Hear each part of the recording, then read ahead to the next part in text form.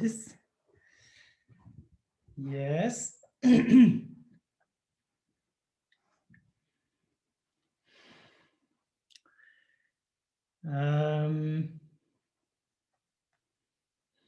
Yes, let me see.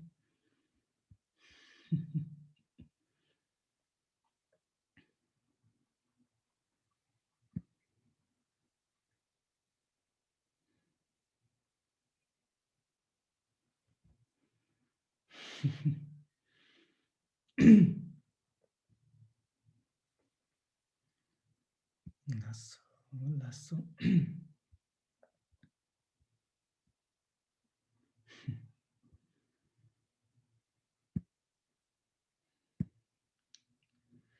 Thank you very much for showing yourselves. Good mix of people.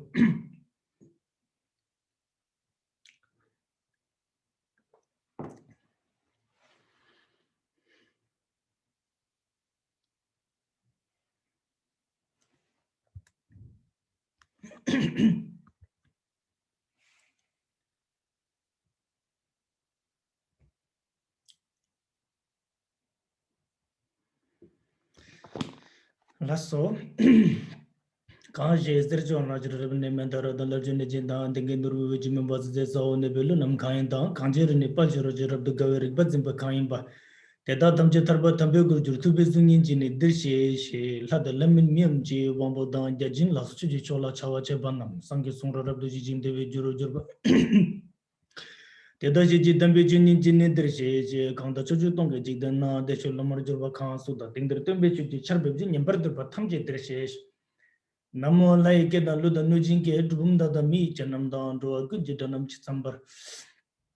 Tamjeke do Dagi Jodendo, Balenza Lamarbuja, Dagi Jur, Pemedeshune, cutting Chembegone, just on the Kusun to Jimo drops out to so Tagetu, Shaji to Chung, Shinjim to the Jipunjum.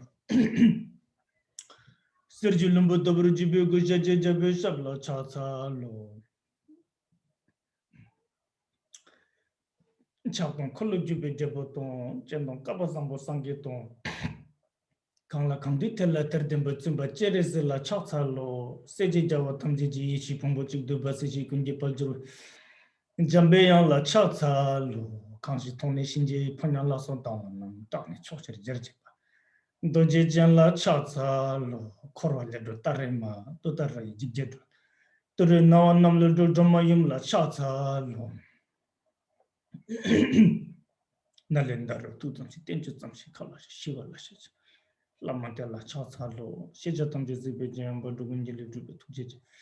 Summit Elizabeth Jangula Meshabla, Gujazam Jizibijam, but Dugunjili to be to Jiji Summit Elizabeth Jangula Meshabla, Gujazam Jizibijam, but Dugunjili to be to Jiji.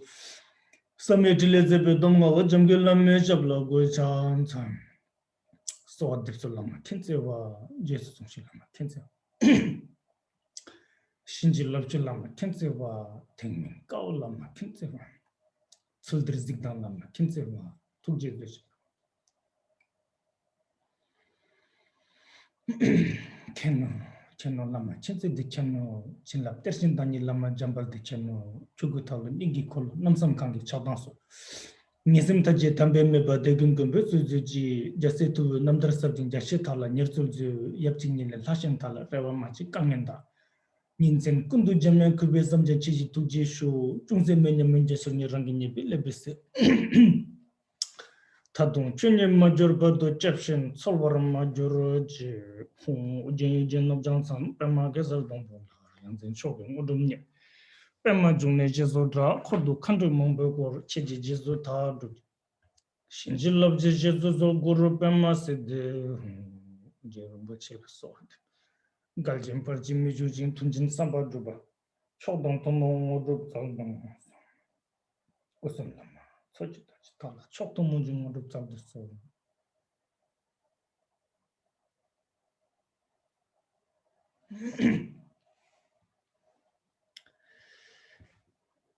I think I don't need to have the jacket anymore since This is my uniform, you know, so I kept the discipline at the beginning. So, Rashid Delek, and I'm very happy and a bit surprised to see many of you again. Somehow you were not discouraged by the last two talks. So then you get more of such mishmash of ideas and conceptualizations.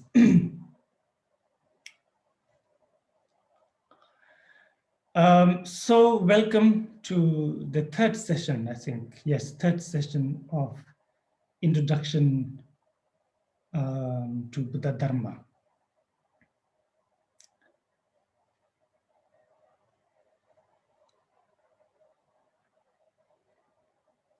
The first session, we talked about the four most important activities of Shakyamuni Buddha. Being born, attaining awakening. Being born in Lumbini, attaining awakening in Bodh Gaya.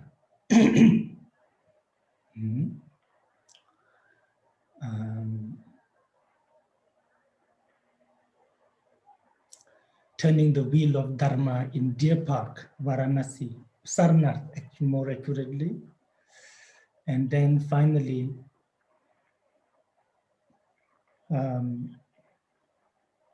entering into Parinirvana, even after having destroyed all maras and being practically invincible.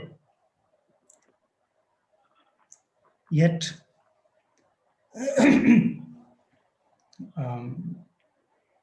passing away into nirvana. This was also, this is considered also one of the most important activity of Buddha. Then the second session, we talked about four noble truths.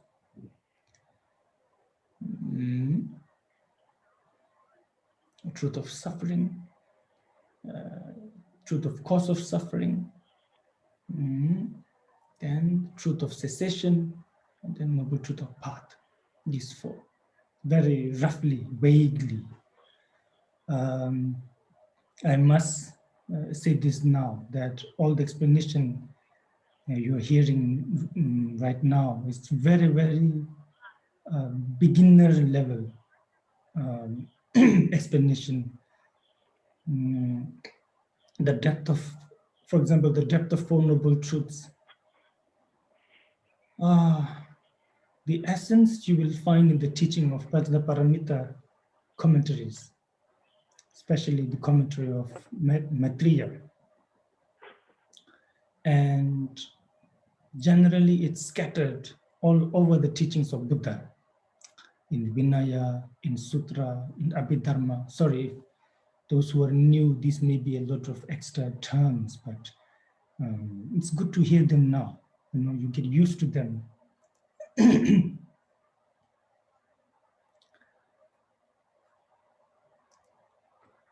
So today, actually, I wanted to talk about the four seals, and the whole week I thought I'm talking about four seals, but yesterday I changed my mind. I thought, well, how about karma? It's a very difficult subject to discuss, you know, and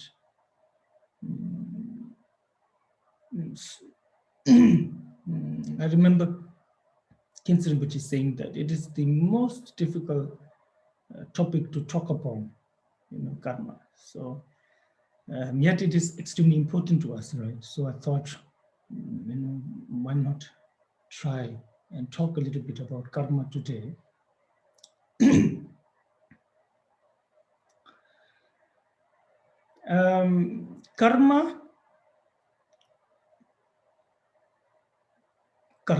Karma, it's The Tibetan translation is lay, action. Sometimes they translate it as lay dunde. That means cause and effect that comes from action, according to action, body, speech, and mind, karma.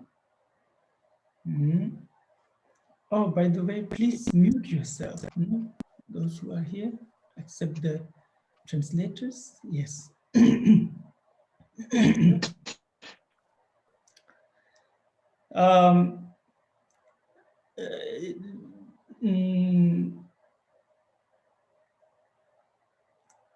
It is said that complete understanding of karma can only happen when you are omniscient. Only the Buddha knows every detail of cause and effect, this type of cause and effect.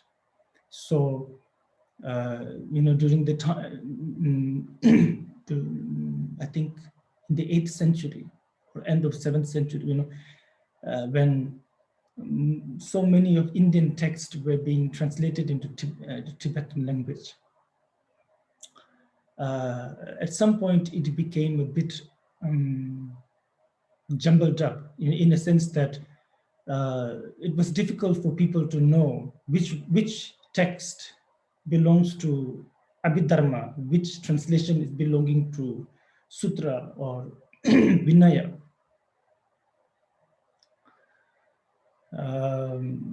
Just shortly, Vinaya deals with discipline, whether it is discipline of Sravaka path, like what a monk or a nun or a upasaka, male and female should do, like how to talk, how to behave, like a monk or nun should have a shaved head and wear robe and so on.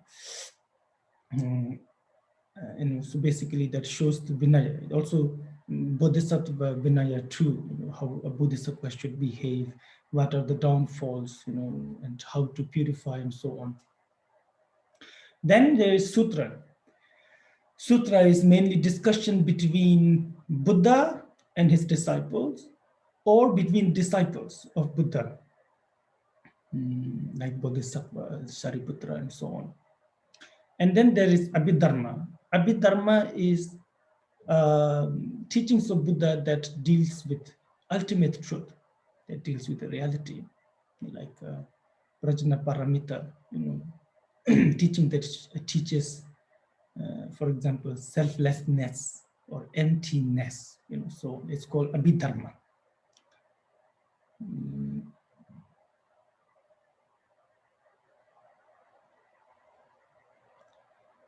So then the Tibetan king during that time, he called all the translators and he made a rule. He laid down a rule. He said, those who translate sutra, for example, should write at the beginning of the text, homage to Buddhas and Bodhisattvas, because the sutras are a result of dialogues between Buddhas and the disciples, or between the disciples, like that. Those who translate Vinaya, he said, should write at the beginning, homage to the omniscient one, because the detailed explanation of karma is only known, the detailed reality of karma is only known by an omniscient being. No Bodhisattva, no Arahat, no Pratyeka Buddha, no learned person can know the complete detail of karma. Extremely difficult. So that should be, so when a Tibetan opens the text and at the beginning is written homage to omniscient one, oh, I know this is Vinaya text. It deals with Vinaya teaching. Then when you're translating Abhidharma, you write homage to the youthful Manjushri, because Bodhisattva Manjushri is said to be the Bodhisattva of wisdom, like emanation, sort of wisdom emanation of the Buddhas. And not only that, Bodhisattva Manjushri is said to be the one who have taught all the 1,000 Buddhas, all the rest of the 1,000 Buddhas. He was the one who introduced them to Dharma, to reality. So who can be the emanation of wisdom except our teacher? So he was like their teacher. So, so then he said, then write homage to youthful Manjushri. So then people will look at it and without having to read the text itself, they know, oh, okay, this is about Abhidhamma, this teaching. So karma is like that it is really extremely difficult to talk upon. And sometimes we explain it in such simple manner that it's a little bit difficult to chew, especially for a degenerate being like myself, and they say, like, oh, I don't know, like,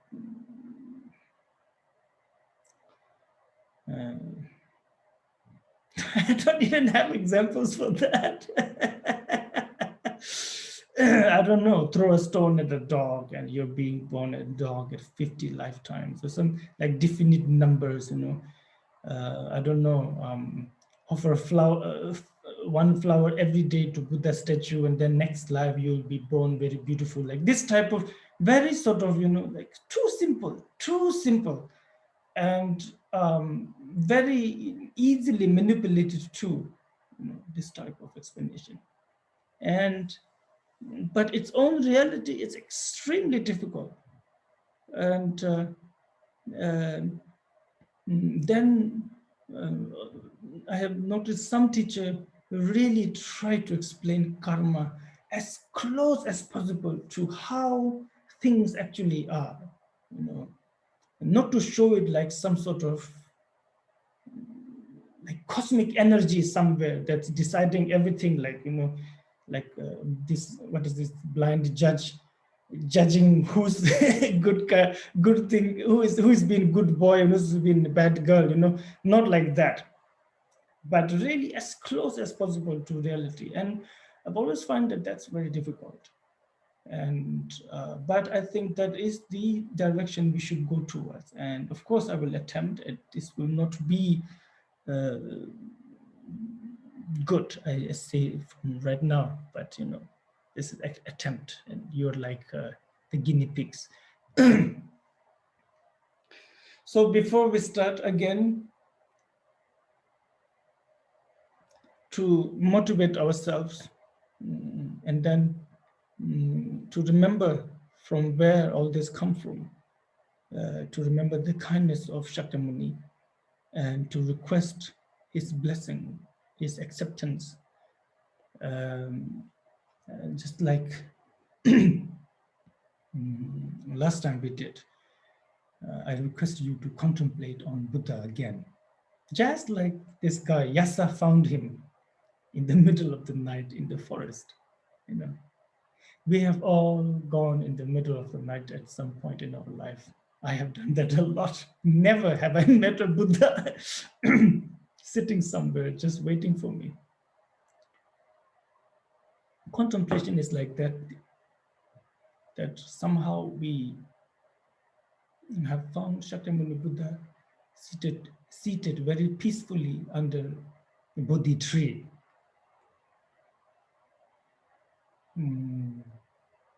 And you sit in front of the Buddha, you look up with wonderment, devotion, whatever he inspires within you. And you think, you visualize that the gaze of the Buddha is fixed upon you with a faint smile. Just that, this soothing atmosphere, that's all. Please.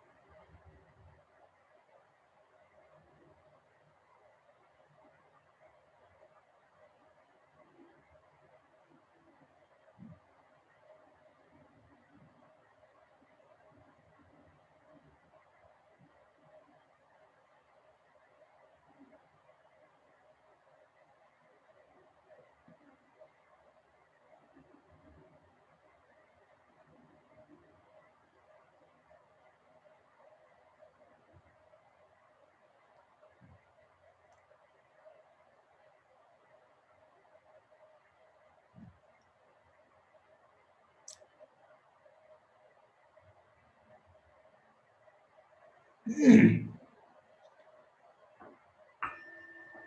you very much.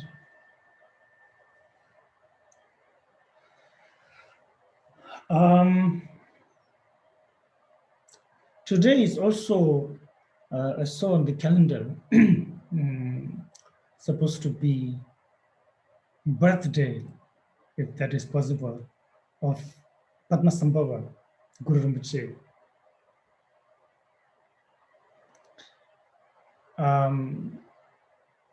So it's good to remember him too.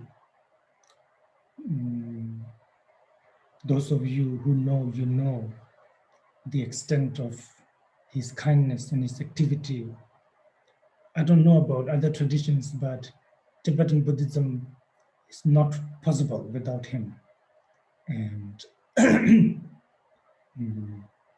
it's sad that he is now understood as a Nyingma master. He's not, Padmasambhava is not Nyingma master. He's second Buddha. During his time, there was no Nyingma or Sarma. It was just, the whole of Tibet was one teaching, one tradition. The whole distinction came much, much after, almost 200, 300 years after he left Tibet. Then people start classifying things into new tradition and old tradition.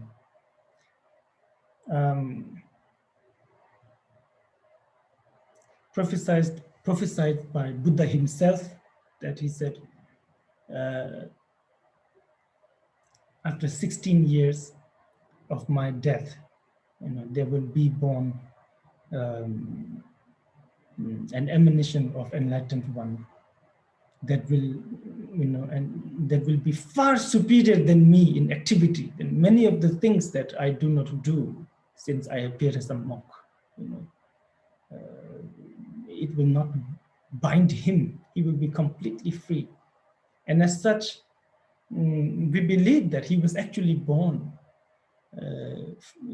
for 500 years. What is it? 50 BC, isn't it? Before Christ. Although these days, whenever I look at Padmasambhava's, like Google or whatever, you always find that he's mentioned as an 8th century master. I find that a bit not honest with the tradition, but anyway. So a great being, really. Wherever you go, in different parts of India, different parts, all over Bhutan, Tibet, Nepal, actually also Pakistan, Afghanistan, everywhere he went, and really he protected Dharma, and he really benefited so many beings that it's quite sad that we have mostly forgotten his kindness and his activities, and only a small part of that remains now with the Tibetans.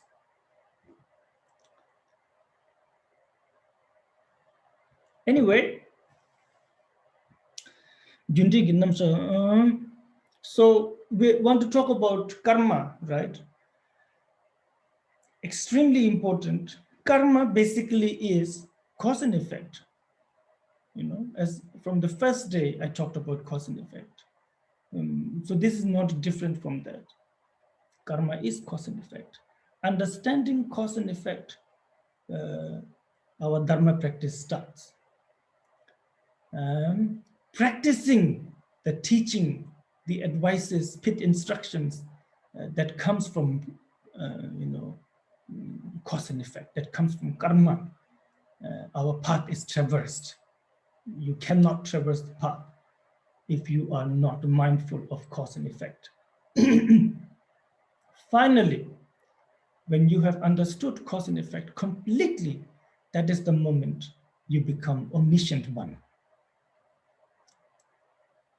So it is really the fundamental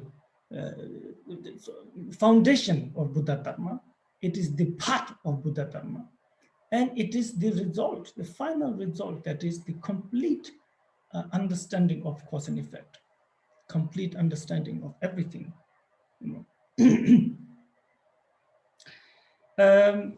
Now, I'm not going to quote sutras so much because there's just so many, in so many different sutras, Buddha have taught about cause and effect.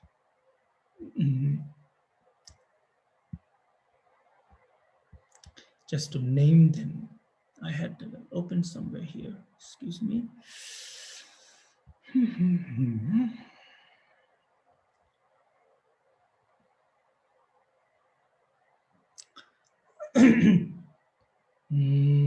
So basically, from the first sutra Buddha gave, where he taught the Four Noble Truths. So Four Noble Truths, they are about karma, they are about cause and effect.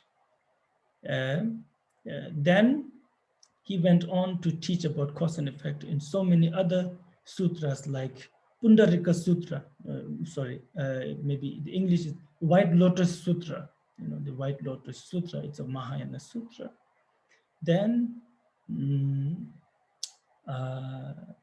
the Sutra of 100 Activity, the Samadhi Raja Sutra, the King of Samadhi Sutra, Sutra of Zanglun, Sutra of Wise and I don't know, I don't want to say foolish. Oh yeah, wise and foolish. Sutra of wise and foolish. Sutra of Shiti Garbha, essence of earth, is name of a bodhisattva.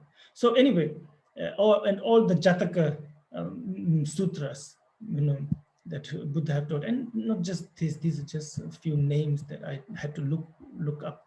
There's just so many teachings of Buddha about karma that he, this is how Buddha taught, that he just, many times you will not find his teachings all together, like about one topic all together at one place. It will all be a little bit here in this sutra, a little bit there in other sutras, and then you have to put them together,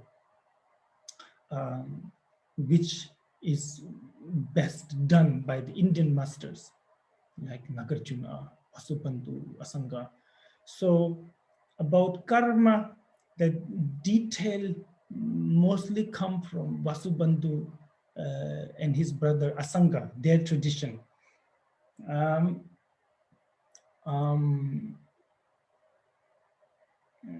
Will not go so much into the details of how they inherited, these teachings. But anyway, so Asanga in his Abhidharma Kosha, treasury of Abhidharma, he says, Lele Jikten Natsok case. I think it's actually the first line of, I don't know which chapter, second chapter or third chapter, I forgot. That's the first line, Lele Jikten Natsok case, that says, from karma,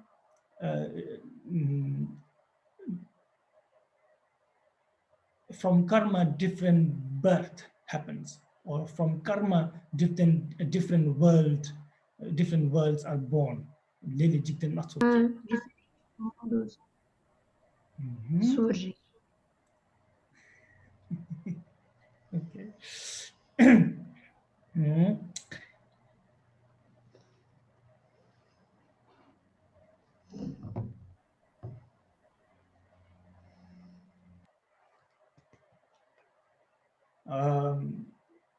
And when they present the karma, into two different sort of,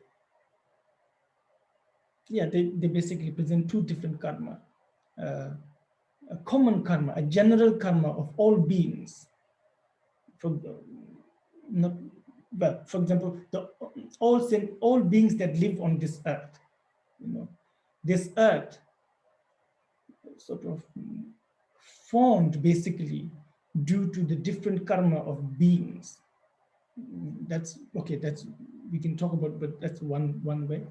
And then the other explanation, the other type of karma is personal karma, that individual karma, that each one of us, although earth and land and these are formed with general karma of beings, but individual experience of that, individual experience of those, each beings, individual karma. than that. So they show in these two ways. Or they present karma in sort of in this way. They say, sambili,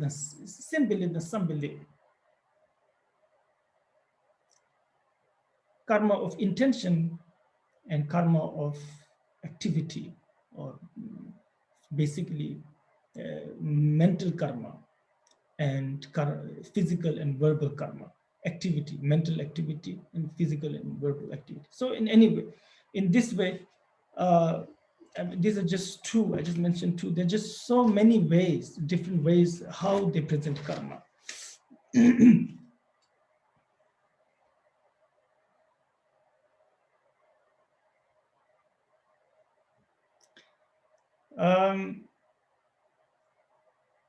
I think a teaching like karma is inevitable. Inevitable. I explained why I say that, because almost every walk of life, almost every field of knowledge, one way or another tries to explain existence. Why things are, why do things exist? Why are they the way they are? Religions, science, so I have to look at this. Religion, science, medicine, I don't know, arts, grammar even, and activities like music. When you reach height of each of these, I don't know, tradition or field of knowledge, activity, whatever they may be, you will reach to a point where everything will be seen through that type of view. And it's important, apparently it's very important for us human beings. We want to be able to understand how things are. We want to be able to know things. And sometimes, most of the time, we want easy explanations. Anyway, so for example, religion, most religion, it's quite compact, sort of, the way they explain everything is he or she made everything. That's it, then that's a very nice way to go look at it. So a God, or like energy, time, for example, some traditions say time made everything, time makes everything, as if there is like a cosmic clock somewhere, ticking, invisible, influencing everything. They say things like time makes the mango ripen, time makes the seed come out of shoot, and time makes the snowfall and rainfall and all that. So anyway, so these are much easier, much easier for us to understand and believe. Then we have, for example, modern science, like I don't even know, like, what is it? Chemistry, physics, and even like mathematics. What is it? Meteorology, isn't it? The people who look at weather. Yeah, I am sure if you ask a physicist, they try to explain everything according to their view. Everything happens because of this and that. I don't know what kind of weird particles they're looking for.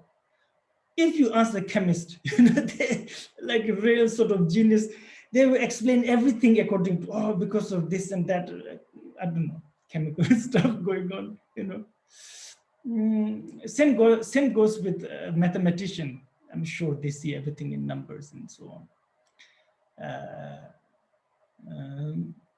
And the same thing with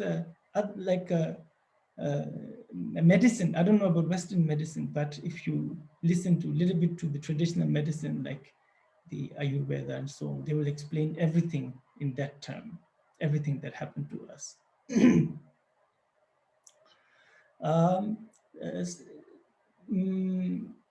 earlier it is said that there were great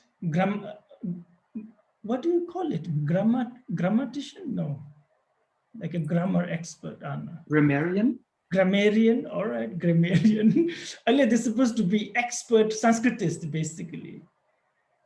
Grammarian who see everything as a, sound.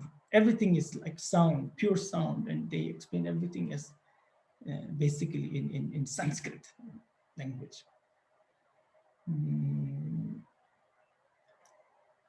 Yeah, so like that. A musician might see everything as music, So, and that's I think inevitable. Human beings do that, I suppose. It seems to be what we do, wherever you look. We want to have one explanation of everything. It's comfortable.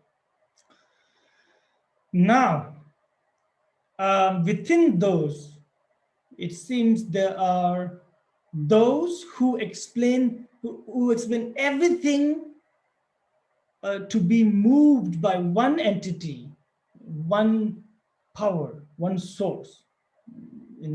So the easiest victim is like God. I'm sorry if there is someone here who believes in a God. I'm sure you're right, and I'm sure we will get in trouble after we die. But so, but it's a big but. So it seems most of human beings go in that direction, that they want one source to who does everything. I think there is a lot of trust. There's a lot of, I think you feel it's very calming, I suppose. It's like when I trust the driver and it's night, I cannot see. I don't even know how they see with the traffic coming and the light blinds me and I'm just sitting, I don't even know how to, but when I trust the driver, I just sleep, no problem. I'm sure it must be like that, You don't understand what's happening, but God is going to take care of everything, I think there's a lot of merit to that. It must be beautiful. But that is that. Then there is the others, there are those who do not explain everything according to one entity, moved by one entity, made by one entity, decided by one entity. Rather, more like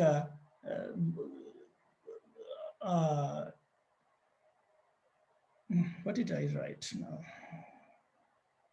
Like a similar nature, everything having a similar nature or a similar process of coming into existence and basically being influenced by something and influencing something else. That is existence, right? There's no existence other than that. So, but like everything having a similar sort of quality, and they want to take that quality and say, see, all of this happens because of these type of thing. It's not a one thing, it's not a one entity or a power or being, but it's a shared quality, I should say, or a shared characteristics of all things that exist. But I don't know, what am I trying to say right now? Wait, let me try to remind myself. Yes. There comes most of the things that we just discussed, definitely, all the scientific fields, also medicine, art, everything, you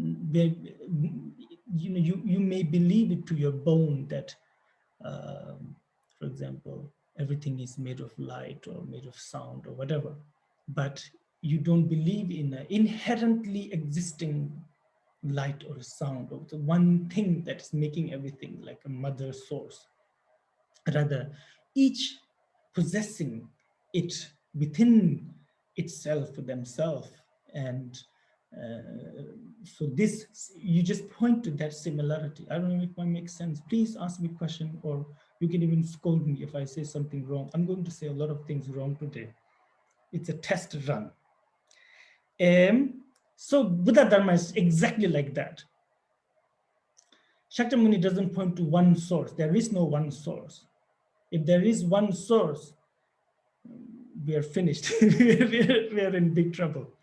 So there's no one source. So that's a good thing. But since there is no one source, it could become chaotic too. So Shakyamuni points to cause and effect. Oh, everything comes from something else, and everything gives birth to something else. You know, and that unites all existence.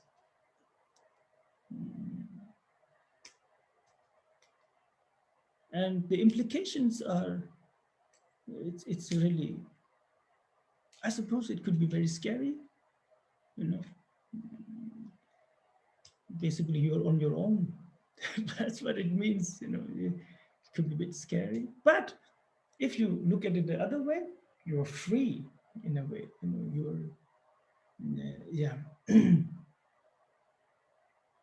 I will stick to the book.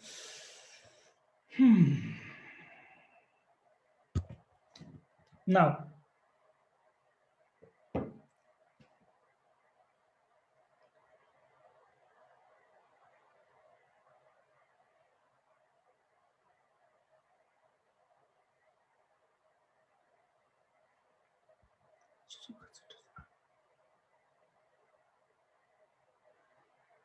I have a feeling that there will be a lot of questions on this. So I don't want to say a lot, although I seem to have written quite a lot.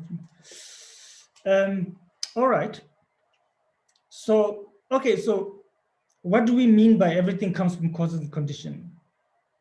Most of the time, even though we hear it like that, we understand it like, we only think about the important things like my existence, my life, you know, not about smaller things like, like coffee, oh, drinking water.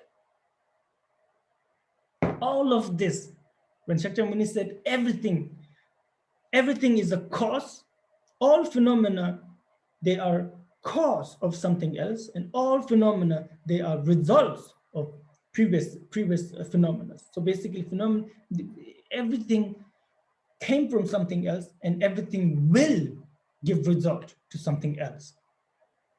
I think, you know,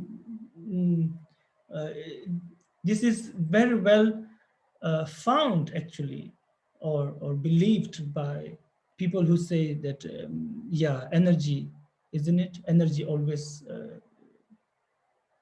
was it energy never dies? What is, I forgot that phrase, that it always changes, but it always moves from, you know, place to place in different form, something like that. So everything, like a seed, a tree, a table, a chair, a wall, a person, our mind, our feelings, good things, bad things, big, small, near, far, every imaginable phenomena is under sort of the influence, or they are cause and they are effect.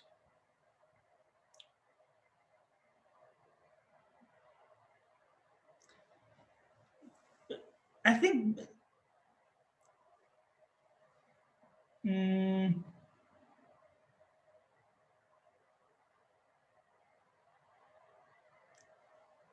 when Buddha realized that, let's assume we know what Buddha realized. When Buddha realized that everything comes from causes and condition, you know, and everything bring results, then I think from there, it's not such a big jump to looking inside and to see that, oh, I come from causes and condition.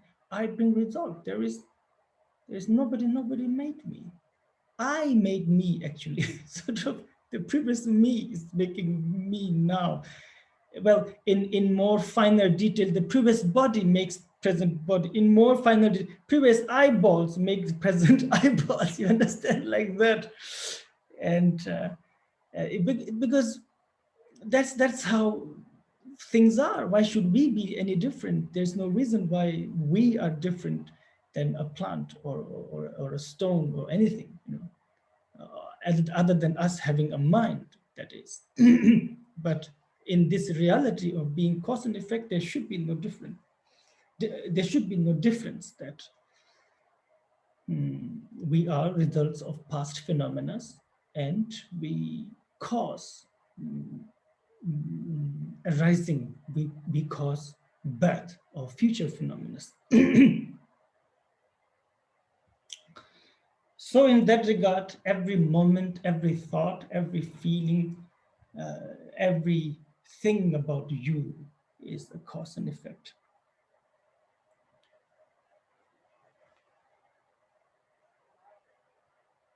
I want to establish this first before talking about, like, what is it? If you throw a stone on a dog, you'll be born as a dog. Before getting into that, this is my way of making the water lukewarm for you.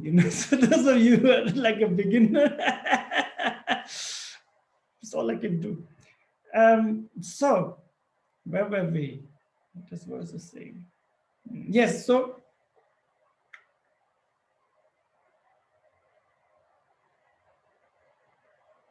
when you look into it honestly, then it becomes irrational and illogical to think that an action, whatever mental or physical action, once done, has no effect.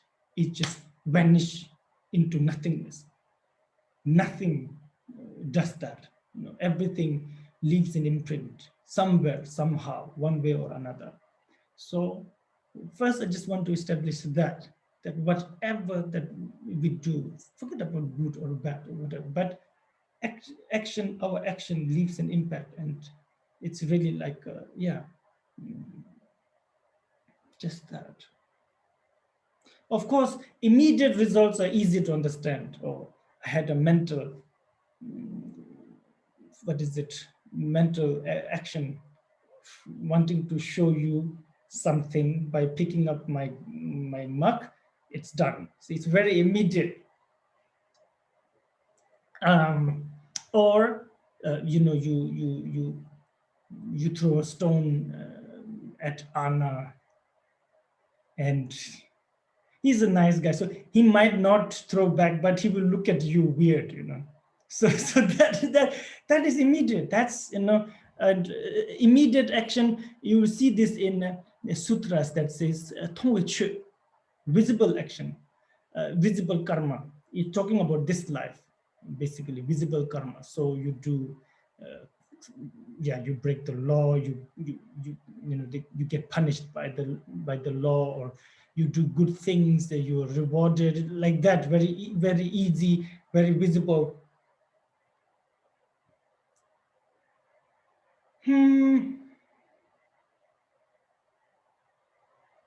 But that is not where the teaching of karma ends. That's just a very small part of it. If we believe what Buddha said, that there is no beginning to our existence, and there will be no beginning to this world, so to speak, like beginning to sentient, there will be no end to sentient beings. There's never going to be a time where there's nobody there. When you think about the beginningless sort of existence, then this life, I don't know, 50, 60 years of this life is really non-existent, almost non-existent. Almost non-existent. Hence, not really that important, So just applying sort of, understanding of karma just for this life, it's not that beneficial, because it's very short-lived. Motivation is small, courage is small, vision is small, everything is very, very short. So then it's inevitable we have to talk about life after death. Yes, that's the, what do you call it? Very, very religious thing, like superstitious thing, life after death somehow.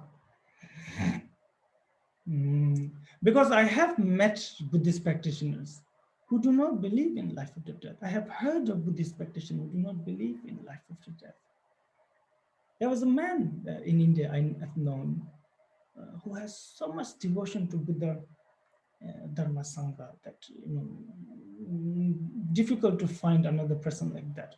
But he doesn't believe in life after death because that was what he was taught. He was taught that Buddha never taught life after death, and life after death is a what do you call it? A dilution. It's a basically like a fake dharma taught by the Brahmins. They infiltrated Buddha's teaching and they like that. So his head felt like this, I think then there are those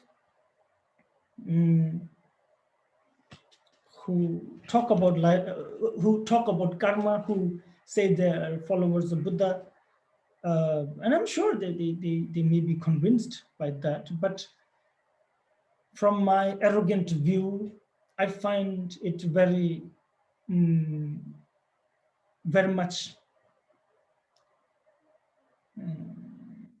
in lack of sincerity and courage, to really finish the analysis, to really finish the search, and whatever their reason may be for not believing in life after death, and then at the same time claiming to be authentic followers of Shakyamuni. Very difficult, because if you have read the sutras, any teaching of Buddha, it's a very important part of his teaching. Life and death, life after death, not just life and death, life after death, is a very, very important part of the path. If there is no life after death, why practice? Just wait to die, and all your problems solved.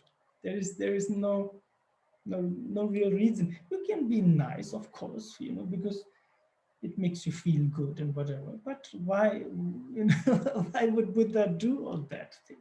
Why would Buddha become a monk? Why deny yourself of things? Didn't make sense to me, honestly. I don't know what are they having, but I don't want to have that.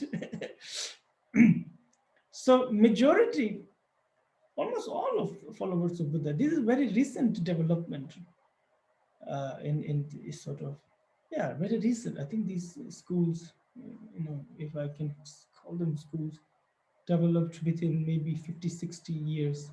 They were not there before.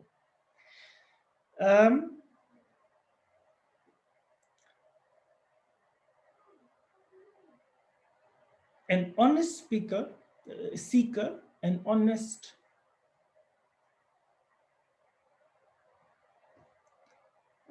seeker in search of truth, in search of sort of the very fabric of our existence, should then have an open mind. From the first day, I requested you to have that you must have an open mind. Future is in darkness. We don't know what future will be. We don't know if there is a future, right? Life after death, we're talking about a future thing, future phenomena, complete darkness. As such, I think we should give it 50-50 chance.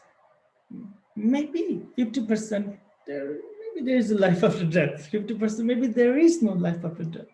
Or else you're not open-minded, you're not being honest.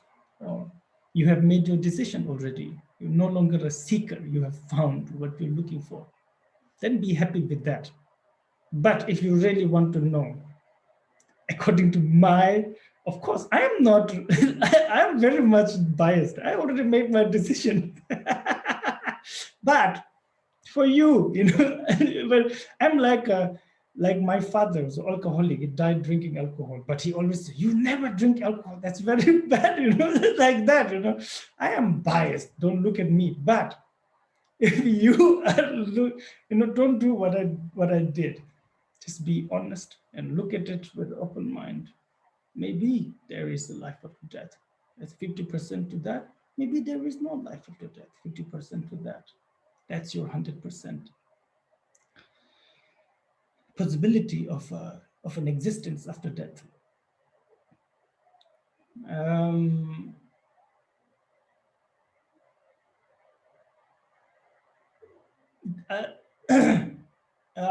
I struggled with this a lot when I was studying Pramanavartika. It's an amazing text by Indian master Dharmakirti.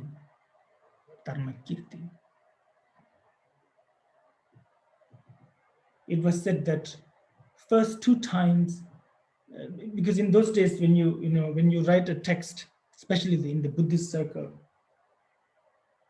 since the tradition of studying was so strong in India, especially into these Buddhist circles like Nalanda, Vikramasila, and these areas, that you just cannot just publish. These days, some of my friends have written 13 books. What is that? What are they writing? Who are reading them? You understand? There's no quality check anymore. There should be some quality checking. You know what I mean? So in those days, king, like for example, if you live in Nalanda and you write a book, so I don't know who's the king, around that area, which time, but they will call, for example, all the abbots of Nalanda. Sometimes 500 scholars will be gathered. If you have a big name, especially, 500 scholars will be gathered and they will argue, they will look into your text. And if they find it, if they decide this is nonsense, they will throw your text into river, they will burn it, all copies, they will tie it to a dog's tail and beat a drum in front, and the dog will run all over the city. They will say, this is the text, like a crappy text written by that teacher. That is good. I think that's why the quality of the Indian writing is sometimes much better than the Tibetan writings. Tibetan lamas, everybody writes 50 volumes. What is going on? Indian masters, I think Nagarjuna wrote the most. Maybe, I don't know. If you put all of the writings of Nagarjuna, maybe 4 volumes. Oh, I think Asanga may have written the most, then Nagarjuna maybe. Others like Shantideva, 1 text, 2 texts, 3 texts, great master, but like that, Sorry, I'm getting distracted right now. So, Dharmakirti, when he wrote this text that I was studying, we study in Dzongsa, I don't know, I hope they still do, Pramana Vartika, 2 times nobody understood. No non-Buddhist understood, no Buddhist understood. The kings decided this is nonsense and they threw it down, and they, 3rd time he wrote it, people kind of get what he was saying, and they didn't deny it completely, and it is said that in his lifetime nobody understood it as he wanted to teach. None of his best students who wrote commentaries on it, and nobody understood. So obviously I was stumped. I was reading this text, and there is a whole discussion about life after death, and I struggled a lot.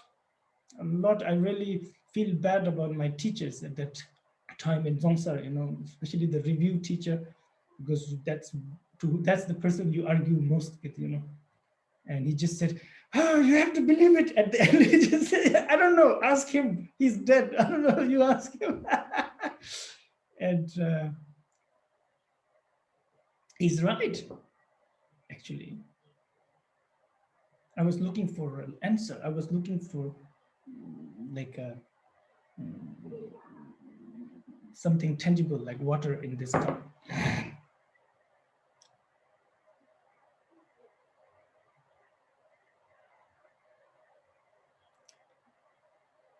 I'm very thankful for a Bhutanese guy I met sometime in 2015, I think, in Bhutan. He was born to a Buddhist family, obviously it's Bhutanese, but they sent him to a Christian school where they tried to make him Christian. In the end, he didn't become Christian, he didn't become Buddhist. He didn't believe in Buddhism. Then his father died. So I was there when his father died, and that grief and the remembrance of his father always praying and being just peace with himself, like running around with his mala. It was so strong in his mind that he wanted to know what is all this about. And he came to me, and actually he invited to me to his home, and he had made all the altar, very nice altar, all big statues, everything. But he said, I just don't believe in life after death. I want to know, I would love to believe. He said, why is there a life after death? And it was difficult. I was tired and I needed to say something. And so I said, why shouldn't there be a life after death? Have you thought about that part? You're only thinking about why should there be a life after death? But maybe you should also then similarly think, why shouldn't there be a life after death? I don't know if it helped him. He said it did, but it really helped me to get somewhere slowly in my mind. And I would like to discuss those things. And like I said before, please give it 50-50 chance.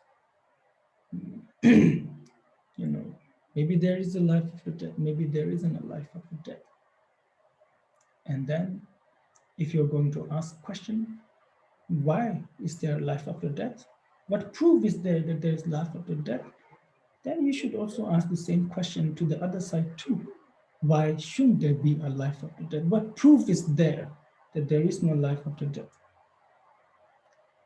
Of course, it's still vague, but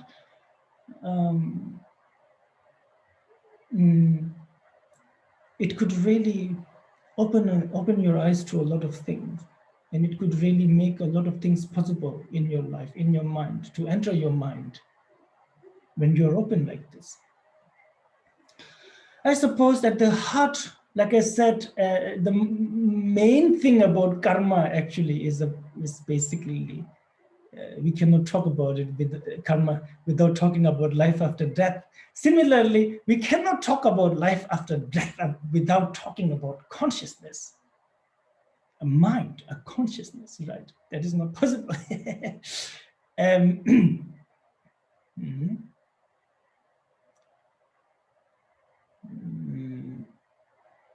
Swami Vivekananda, it's an Indian of course he's Indian, but he's not a Buddhist teacher. I think I should say Hindu teacher. I really like their tradition actually. I don't know about the current ones, but those who started like Ramakrishna and himself, Swami Vivekananda, I really admired them a lot. They really seem really like experienced, and they know what they're saying, and sincere. I'm looking for that word, really sincere.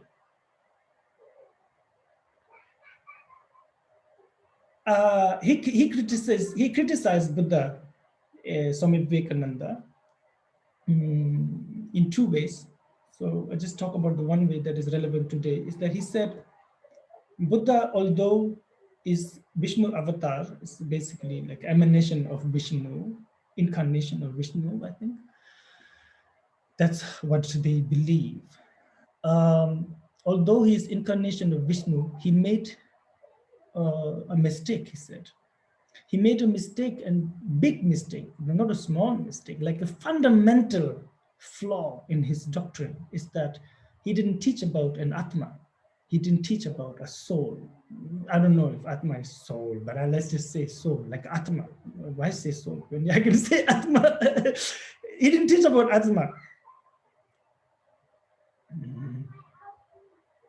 He didn't teach about Atma. So he said, so Shakyamuni made this mistake. Shakyamuni wants to teach about life after death, and Shakyamuni taught life after death. Shakyamuni wants to teach about karma, so he taught about life after death. I cannot really quote him, okay? I just say what I remember what he said, but that's the main gist of it. Shakyamuni taught life after death, but didn't teach Atma. So he said, who goes from this life to the next? Who comes from last life to this life? I suppose this really makes sense to him, to say that, because he must be very convinced that it is Atma that travels from life to the next life to the next life. But Shakyamuni says it's the consciousness. And honestly, consciousness doesn't even travel from this life to next life. This life consciousness, if this life consciousness can never be next life consciousness. A milk is a milk, cannot be yogurt. A seed is a seed, cannot be shoot. I know I use milk yogurt a lot, but maybe it's my nomad side. I don't know. And my families, they were nomads in Tibet.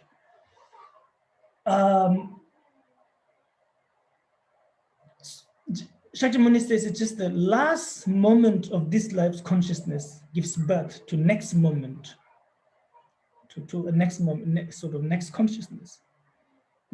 So then, now at the heart of the discussion about life after death is here in this tradition, in this sort of path of Shakyamuni, since there is no Atma, we're not talking about Atma, we're not talking about soul, we're not talking about energy, or some sort of other, I don't know, vibration or whatever. So then what are we talking about, right? Then we're talking about consciousness, that it is, if something does travel to the next, although in reality it doesn't, but it looks like it does. So let's just say that. So ordinarily, and you're talking with, I don't know, these days everything is so, you have to be very careful, So I almost said you're talking with grandpas and grandmas, but these days grandpas and grandmas are very smart. But earlier times, those Tibetans, they were stupid. So when you're talking with grandpas, grandma, and you have to scare them into doing the right thing, you say, oh, if you don't do good, you're going to hell. Your mind will get out of your body and go to hell. So then the whole argument is then, is there a mind separate than body? Is there a mind other than the brain? Is there a consciousness? Is there a knowing? Is there a feeling? Is there a thinker, other than brain? I suppose for someone like myself, this is a very important question, because I didn't learn a lot, but I went to school, and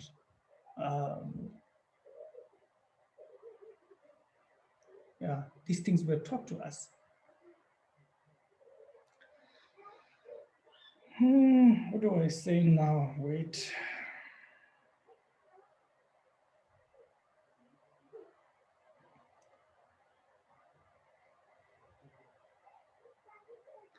Is there a consciousness other than brain?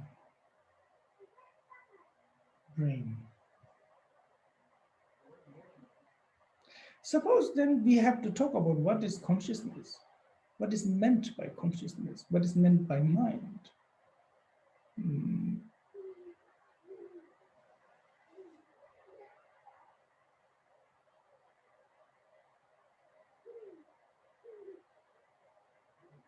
Feeling, I suppose, comes to our minds immediately when we think about mind. Thinking, the one who thinks, the one who's making decisions, the one who notices, one who is witnessing existence, one who is aware or awareness. I don't know. one who's contemplating, conceptualizing thoughts, thought process. All these, I don't know, happiness and sadness and anger and jealousy.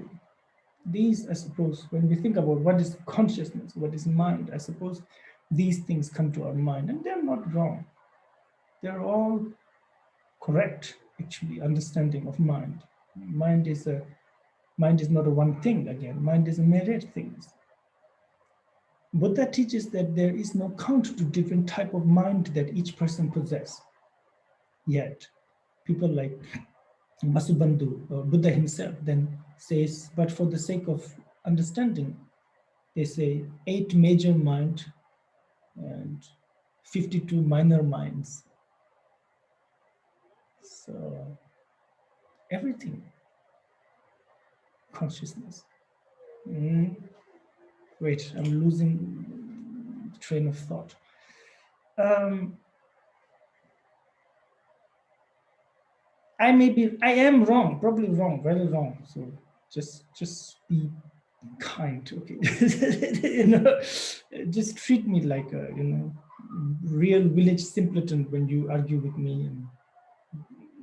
But whatever I have heard about brain and mind and consciousness, not really consciousness, but mind, basically, coming from that side, scientific, it all, it doesn't seem like there is a real proof that brain is the mind, that there is a real proof that this is it, that this is the mind. It seems like they're extremely closely related, closely dependent. But I mean, that's far I would go with the evidence we have right now. But to say that brain is the mind, I think would be almost unethical, because it's not, you cannot prove it right now. There is no way to prove it. You cannot say, yeah, because if you do this to the brain, that happens to your mind. That's weird. You can hear my daughter, right? Okay. All right. She has a good voice. So, what was I saying? Yeah.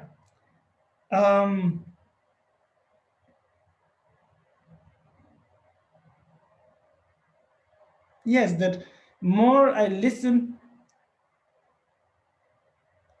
and there was a time in my life when I was really into this. I actually got to meet some people who work in these fields, teachers and scientists who do research.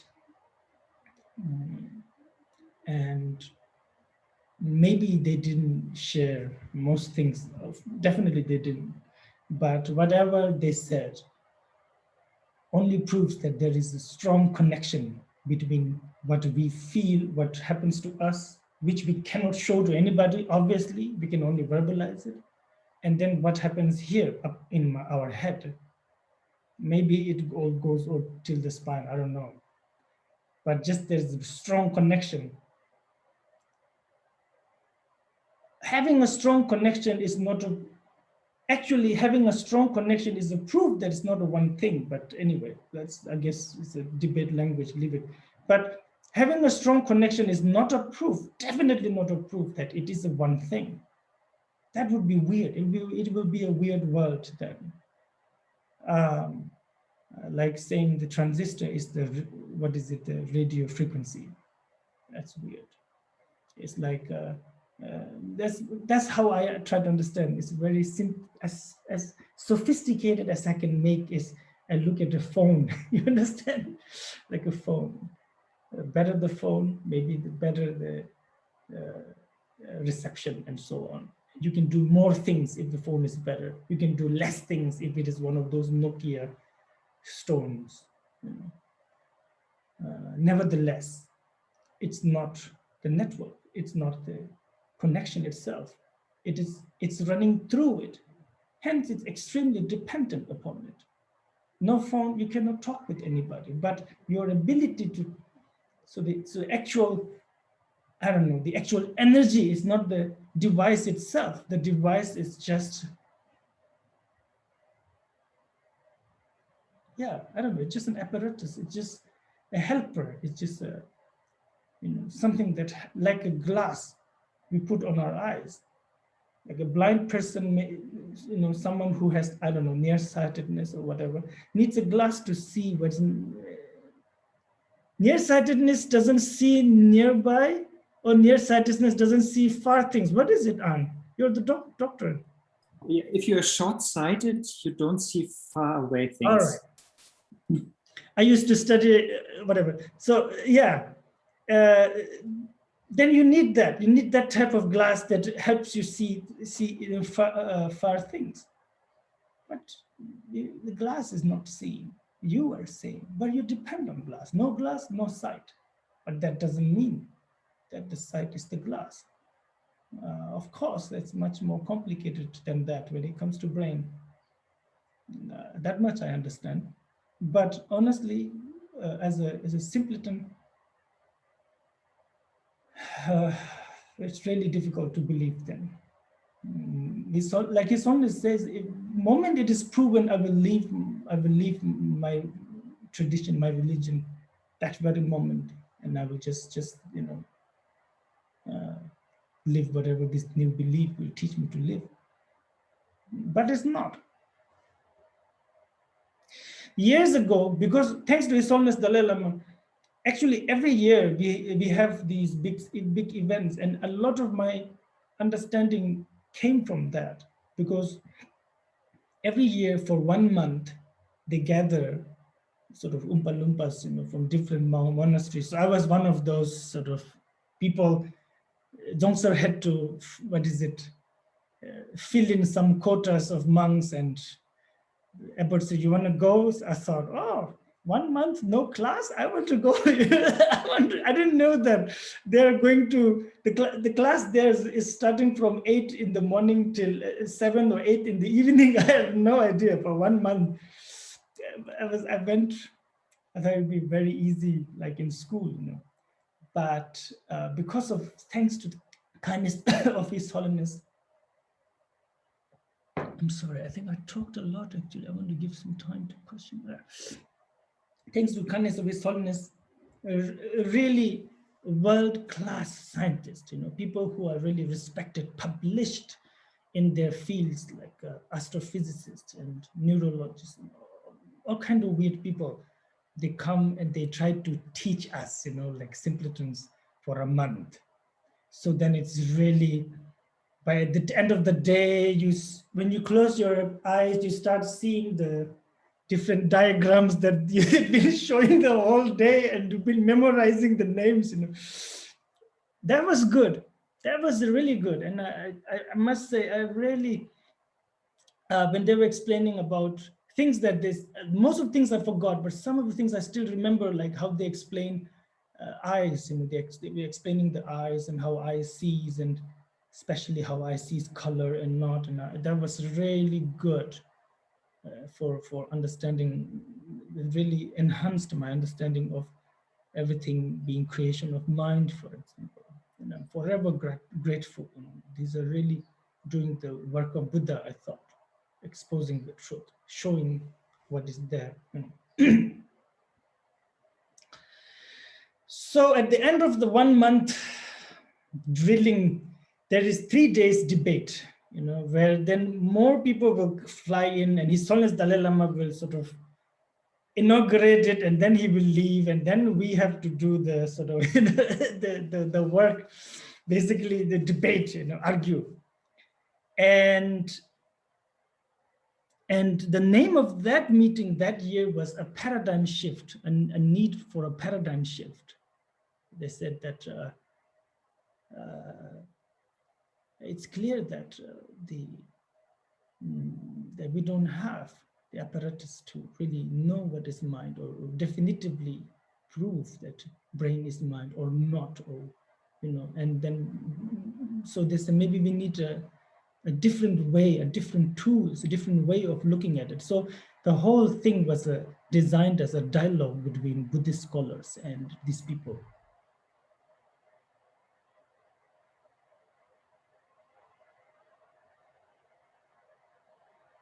That was good. That was really good. And yeah, I see this raised hand, but please keep your virtual hand up for a while.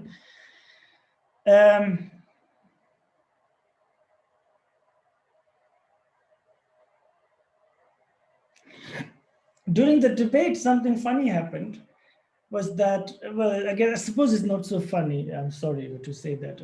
If it ever reaches the people, I don't want to, I'm usually obedient, quite obedient. So the guy, you know, he's a, I suppose I shouldn't mention his name, is David Christie, you know. So he said, he told us from beforehand, he's the, what do you call it, moderator of debate. He told the monks, okay, because he's a really kind, you know.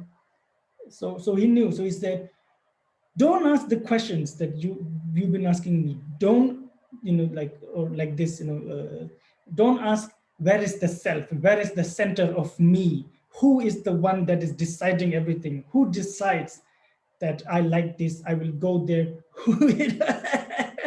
You understand, in this brain, you know, wherever, that if you say, so they have to defend, talk from that side, right? At least we're coming from that tradition. So then he told the monks, please, nobody knows. And you would just embarrass them if you ask that. That's just going to be weird, you know. I didn't. I was very careful. So I didn't. I would just get my smile. And then my friends, there were some good people. They asked them, you know, so you explain, you know, so things like that, you know, like where is this, you know, who's deciding everything? How come that your explanation does not match personal experience, that we all experience as self, everybody experiences self, that yet you do not point to a self. You know, if that is a physical thing, it's coming from a physical phenomena, then you should be able to point to it. How come there is no? And he got pretty mad, moderator. But you know, it's because he's very kind. You know, he was worried about like unpleasant experience of either side. That was interesting. So during those, what am I trying to say here? Is that it became more and more clear, if they were telling the truth, that as of now, we do not know, we do not have any proof of that this is the mind, that this is the consciousness. So it's very much left upon ourselves to decide. We do not have scientific proof, it seems. Just because, like I said, just because there's a relation between what happens to the brain, what happens to the mind, or what feelings you get, similar reaction the brain, you know, have. That's a connection. You cannot say it's one thing. That's you just mash up all cause and effect. That when you do something to the cause, the effect changes too, but they're not one thing, you know. Anyway, please, we can argue about that. That would be very good, especially those who know about these things better. And so during those, there was one guy I forgot his name. He was very honest, and he said, okay, because the debate was going in that direction, of course, monks won't let go of it. So he said, we don't know. The strange thing is that what we know is that basically my brain is a jumble of cells, and the work of each cell is to transmit information, isn't it? Electric pulses goes from each one to the next. And he said, and the funny thing is that whole brain is just a cluster of that. We don't know who's deciding. We don't know which part is the self, or we don't know. So don't ask this. I'm sorry. You know, it's right. And he said maybe we need a new way to look at things. And so there I give you again, I remind you to give it a 50-50 chance. Maybe, maybe not. That maybe brain is the mind, maybe not. Now, then there was this other guy called Bruce. I like him because he's named like Batman. During a break, I didn't know that his wife I was talking to his wife and I made fun of his name. But I can laugh, so she laughed. I said, "Oh, Bruce, what is he, Batman?" And she said, "Yeah, I don't know why I'm married to him." I said, "Oh, I'm sorry, I'm a Tibetan monk. I don't know how to do these things." And she laughed. I laughed. I was a monk at that time. That was good. But he was good. He said, "I researched near-death experiences. Until now, I've researched 1,500 near-death experiences, especially." He said every year in America, for example, many people have accidents every year, obviously everywhere, on highways and so on, they have accidents. And then among these people, so many have such experiences. And then it's almost become impossible to deny, saying, yeah, that's just nonsense, that's just nonsense. And they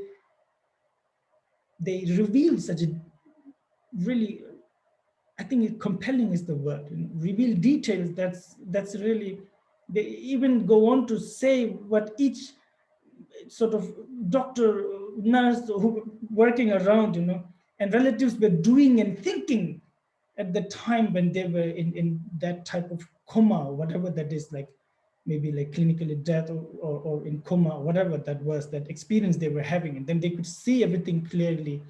And he said, and it's just overwhelming amount that you cannot just say these are all nonsense. Maybe one person lied, two people lied, maybe doctors and nurses, they were all together in that lie, like a TikTok video, but everybody, that's difficult, And he really said that the more he go into this, he become more and more certain that it's extremely wrong to say that brain is the mind, consciousness, because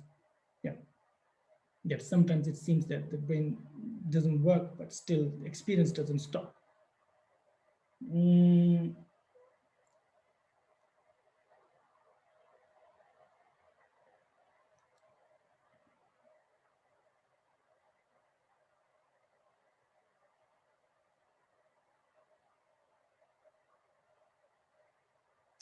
About past lives, one, again, similar account, suppose almost impossible to prove scientifically, is that remembering past lives. How do you explain that? You cannot say these are special occurrences, or these are aberrations, or you can't say they're lying. Us not being able to analyze that is our fault. Lack of apparatus is not their fault. And just denying and throwing a whole pile of accounts into dustbin is extremely wrong. Hundreds, thousands of people throughout history, even now, have stunned the world again and again. And to say they're all lying, that those are not real, is extremely, it's weird. Wrong, I think. We're not even looking into it, actually. We're not even working on that. Nobody really cares. I suppose then people like Satyapandita goes to a little bit more experiential. He says, look at as soon as beings are born, they just know what to do. Like a baby knows, as soon as you put nipples or whatever, mothers in front of the mouth, baby knows they have to suck on it, or animals know they have to graze, or they have to suck on the nipples. Turtles born on this in the sand knows they have to go towards the ocean, like that. He said, who teach them that? Nobody. These are habits of previous lives, experiences of previous lives. Obviously, In a modern term, we call it instinct. That I have a big problem with that term. Nobody really explains what it is. Nobody really seems to know. Sometimes it feels like those parts of us that we don't really know how to explain why we just throw it in that term, under that term. Oh, it's instinct. Oh, all right, it's instinct. Why? Why is it instinct? Sakyapandita said that. To that, I would add also the sense of self. All human beings have sense of self. Okay, we don't know what animals are thinking and so on, although it's apparent that they have sense of self. They want to possess things, they want to have things, they want to run away from things. There is this, they're protecting themselves, a sense of self, but all right. But look at human beings. All human beings have sense of self. How is that? What is doing that? Why? There has to be somebody who has no self, who talks in terms like one of those TV shows where the person refers to himself as one. So one is hungry, one wants to go to the bathroom. I don't know, but that's never the case. There's always a sense of self. People like Shantideva says that's just habit of all lives, past lives, from a beginningless of life. That's what you have believed. So you never stop it. You don't have to be taught that. You know to get angry. You don't have to be taught. You know to get attached. You don't have to be taught. Like I said before, nothing should happen without causes and conditions. Nothing should just happen. You cannot say this is a special occasion when it comes to cause and effect. If you cannot explain it, you say, I cannot explain it. I don't know, but you cannot.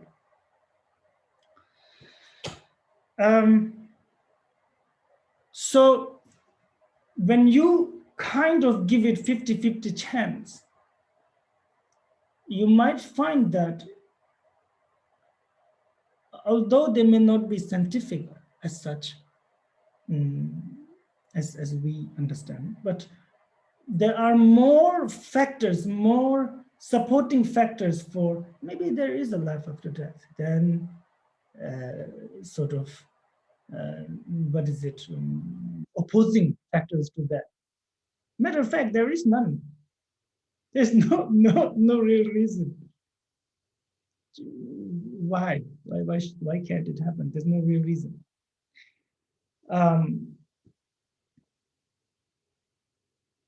Anyway, that I want to leave it open like this.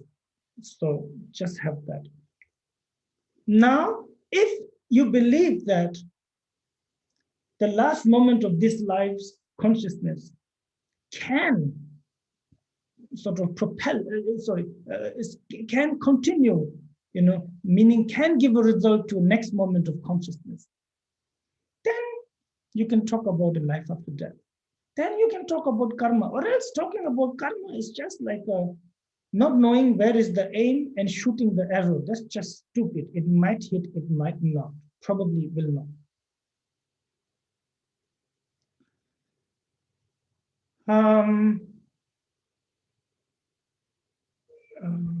Okay, Lucas, you asked me before I start with the whole thing. That's not nice. Thank you.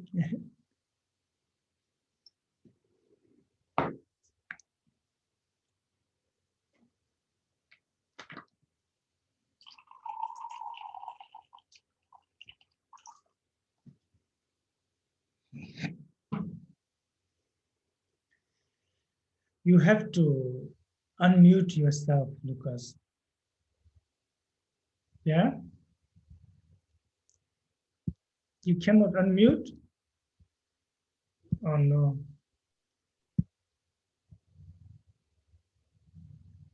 Lucas, it worked for 1 second. Try it again. Oh. Yes. Oh, okay, there we go. Thank you. I said the host wouldn't allow me. Tashi Delek, thank you for today's very complicated and very enlightening lesson. I'd like to talk about 2 questions about karma. One of them was about how does thought affect karma as well? And What affect karma? Yeah. yeah, That like we'll explain now. I talk Yeah. about. I didn't even begin talking about karma. Sorry. all right. Okay. How does thought affect karma? And then the next question. The next one is when you give a master a kata to put over your head, Mhm. what is the difference between them accepting it or not accepting it? How does karma change? Whether they put it on your head or they take it. Yes. If they take it, if you give it to them and they accept it and then put it on your head, or Uh-huh. maybe they don't accept it if you try and give it to them. Not much. Is there a difference in karma if they accept or not? I'm sure each instant is unique, I think. But I don't know. It's very symbolic.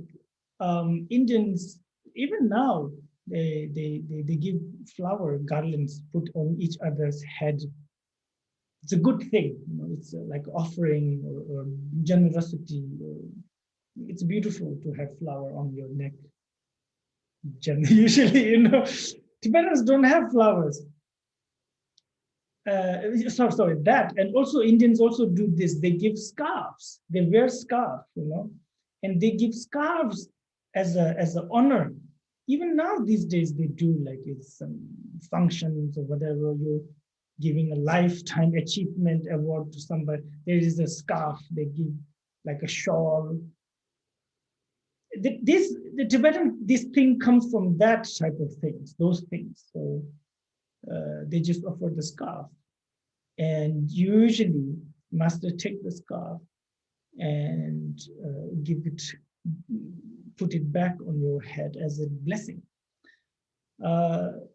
Sometimes masters may not do that, for whatever reason that is personal to them, or maybe they just forget. Yeah, so, but I'm sure obviously, like I said, small or big, there has to be a result to that. There must be. Okay, but your first question I will explain now. Now remember we said there is two types of karma. Intention and, mental karma and physical karma. Make that better. Mental karma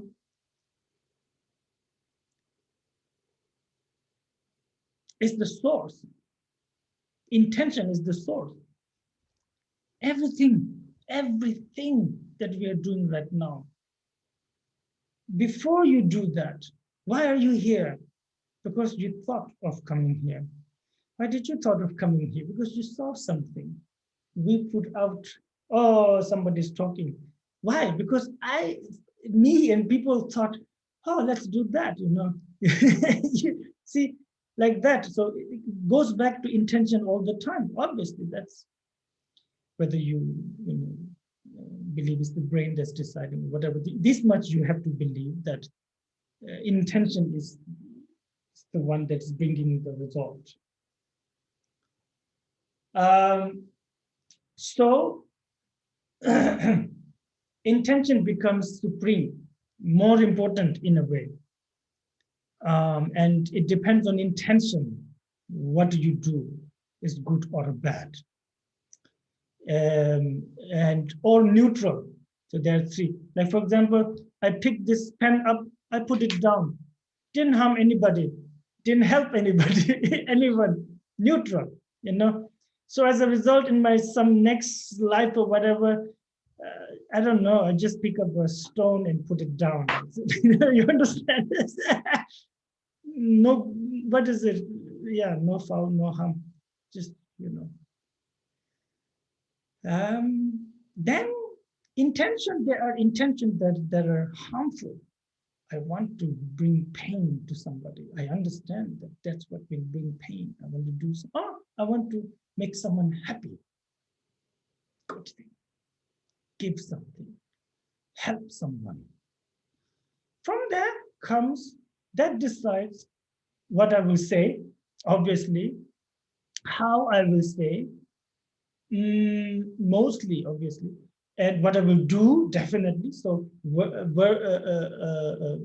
verbal karma, which is whatever you say. If you want to harm somebody, you say something bad, harsh, you're sarcastic, whatever. Or if you want to benefit someone, you say some nice thing, helpful things, the truth. Or, similarly with the physical action, your intention is bad, you do things that will be bad for them or yourself. Intention is good, and similarly you do things that is good for yourself or others. Intention is just neither good nor bad. Like what I did just now, my putting my hands like this is a physical act. There is no real sort of visible result to that. There's, it doesn't do anything. Really like a bag full of seeds. When there are seeds, most seeds look small, may even look identical, but only after they're grown, some becomes huge trees. There's like 5-6 stories high. Some just like a stupid sunflower, some just like basilicum plant, just like this big.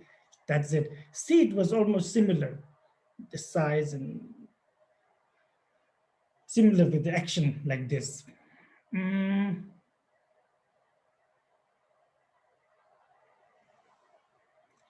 Now,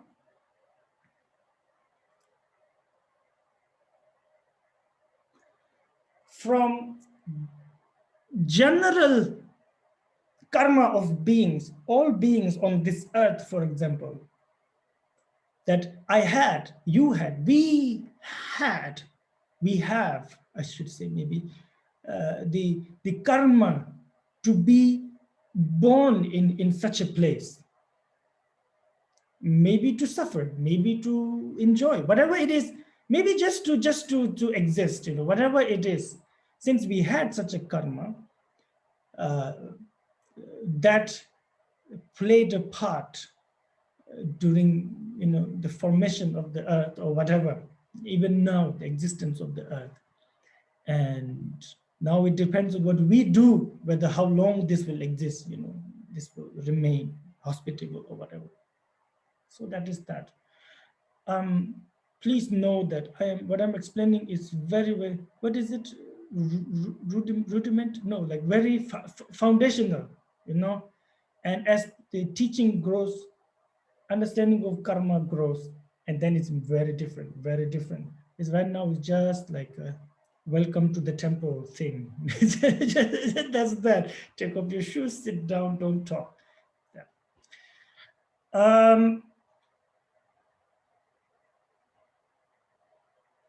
Good karma, then why is an action good? Oh, anything that brings happiness, they say, is a good karma. That's understandable. I mean, just that it could happen in next life, that part is difficult usually for people, but that's in itself is easy. Anything that brings suffering afterwards, it's a bad karma. Anything that is just neutral, neither does you any good or harm you, is neutral karma. Everything is in this now. All the practice of Buddha Dharma is in this.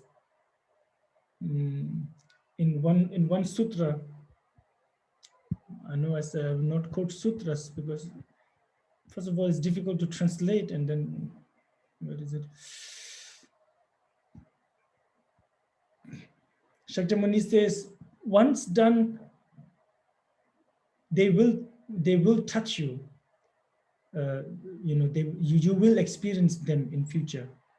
Shenji Chepa Tsorvar Jurwa means when you do something, you will experience it. When someone else does, you will not experience it. This is from Samadhi Raja Sutra. It's about karma. And what I wanted to say was,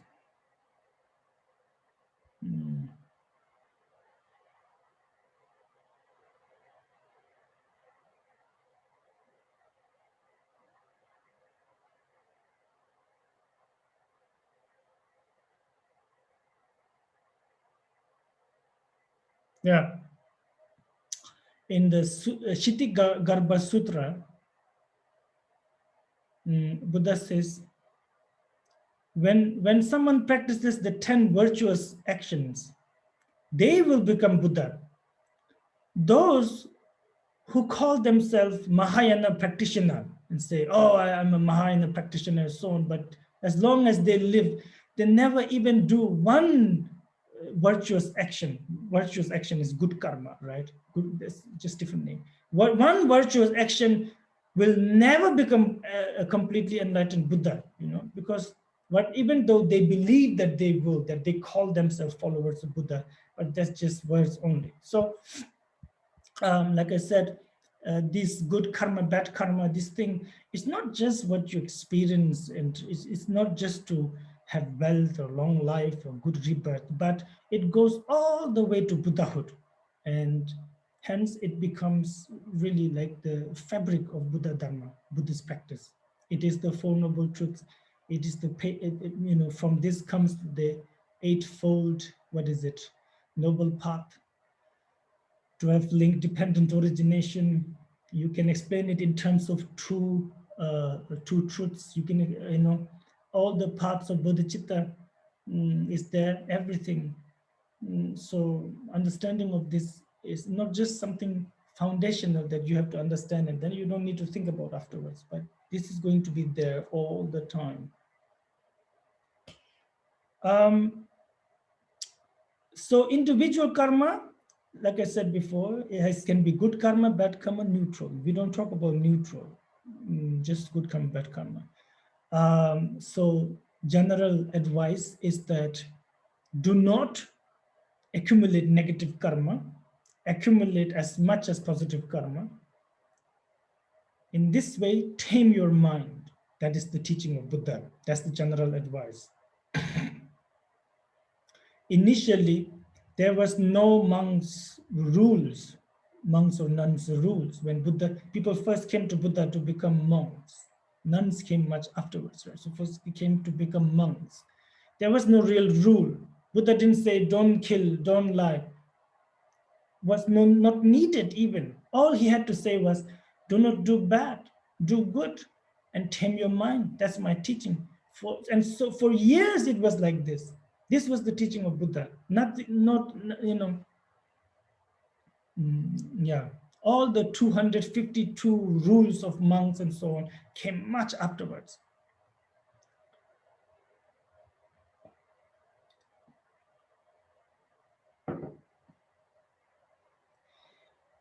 Ten negative actions are killing, lying, not just any lying, but lying to have a spiritual attainment, that type of lying mainly.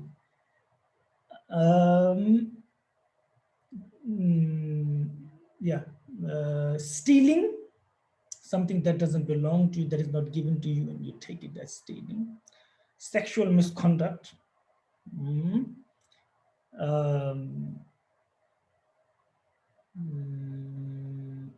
If you're a monk or a nun, you shouldn't have sex at all. If you're having sex, you're not doing it right.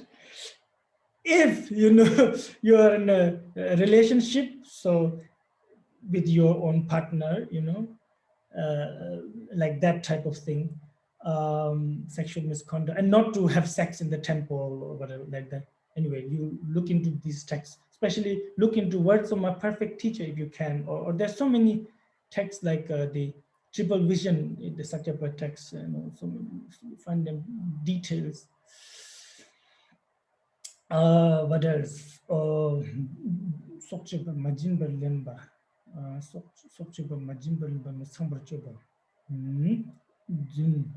Sowing discord, creating distance between friends, families, teacher and student.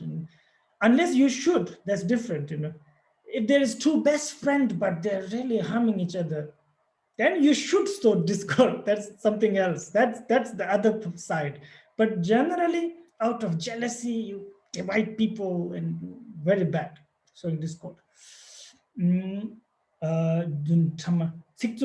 harsh words that you really want to bring pain to somebody, and then you know exactly what to say, harsh words. Gossiping. Oh, you know what he did? You know what she said? Just gossiping, wasting your time, their time. Yeah, especially when you gossip with the practitioners who could be really doing something. So you become the mara to gossiping. That's really bad. And then natsim is coveting what others have, wanting to have that. Oh, he has a nice phone. Oh, this is a beautiful husband or a wife. Oh, I would like to call like that. Coveting what others have, wanting to have that. Then you try to get it, negative karma. Harmful thought of obviously that with aggression you want to harm others. Negative karma. Lokta, having wrong views, very nihilistic ideas. Most wrong views revolved around ourselves, very egoistic, and you want to defend your activity, your wrong thing, and you have a sort of view. You go to look around them in the market of different views and say, that one suits my personality. That one allows me to keep doing what I'm doing. So I do that. Wrong view. I generally explained wrong view, thinking that things are not out of cause and like, things are not cause and effect. Some things can be there, just there, like, sorry again, but like a God. You can ask them like, what happened to them? What was there before God made the world? You can't ask that. That's, God is mysterious. And then you close the door. It's a wrong view, according to I'm not saying it. Buddha is saying you blame Buddha. So these are 10 non-virtuous action.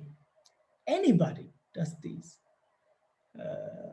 out of affliction, sort of out of really negative emotions, anger, desire, whatever. It's negative karma. They will bring painful result in this life itself also, and in next life. Then the opposite of these 10 are virtuous actions. Saving life, or abandoning killing, abandoning lying, abandoning sexual misconduct, abandoning harsh words, abandoning gossiping, abandoning sowing discord like this. Each one you go abandoning doing that, negation of each 10 virtuous actions. Okay, so these are the things that we should look for. Do the virtuous actions, not do the non-virtuous actions. Now, just as any causes and conditions brings many results, there is no causes and condition in this world that brings only one result. That's not possible. Anytime there is a gathering of cause and condition, many results will come out of it. Simple things like this. From a seed comes the leaves, the branch, the smell, the taste, the color, all that. Each petal of the flower, I don't know, like each hair on the flower that grows on that tree, all comes from this seed, Sorry, the seed and the soil and water and warmth, whatever, all that, sunlight and all that. But this one thing brings many results. Similarly, each of the karma brings different types of result. Okay, I just referred to words of my perfect teacher so that I don't fumble around trying to translate it myself. That's much better. First type of result is called Namin Gidewu. It's fully ripened result. This is the main result. So like when you kill somebody out of strong hatred, most possibly, then the result will be rebirth in a horrible condition that people call hell realms. Like that. So that's the main result. That's not all, but that's the main result. And then they say, once you're born there, it's not like you stay there, or somebody gives you a card and says 500 years here, and you just keep it and then wait for 500 years to finish, and then you show it and you can go. Not like that. They say that once you're there, you still make new karma, you still get angry, you still fight, you still try to scavenge, and that create more negative karma and push you even down further, longer. Like when people go to prison and then they fight there, so so you have to stay longer, like that. Anyway, that's something else. That's the main result. Then there's other types of result called similar to the cause result. One is called action similar to the cause. For example, I just use the killing one, okay, but each karma has that, good or bad.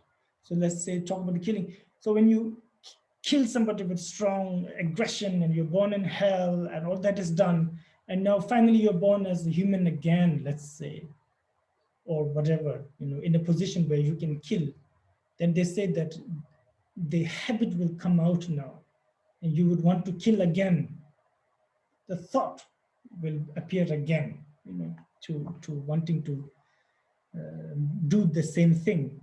And then other types of result is experiences similar to the cause, meaning you yourself will be killed, could be.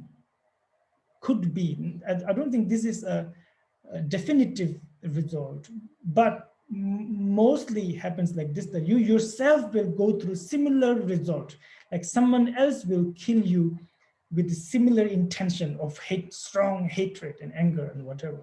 That type of result is also there. Then, which I have, then there is one other type of result called the conditioning effect. They translate it as conditioning effect. Okay, just no need to argue about translation.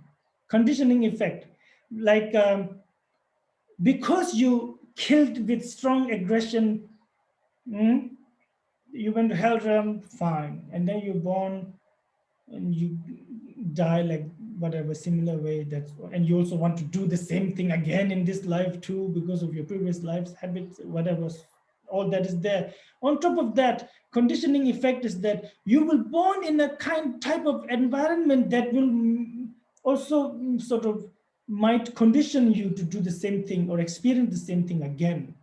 That you here Padmakara translate this saying, taking life causes rebirth in grim, joyless landscapes full of mortally dangerous ravines and precipices.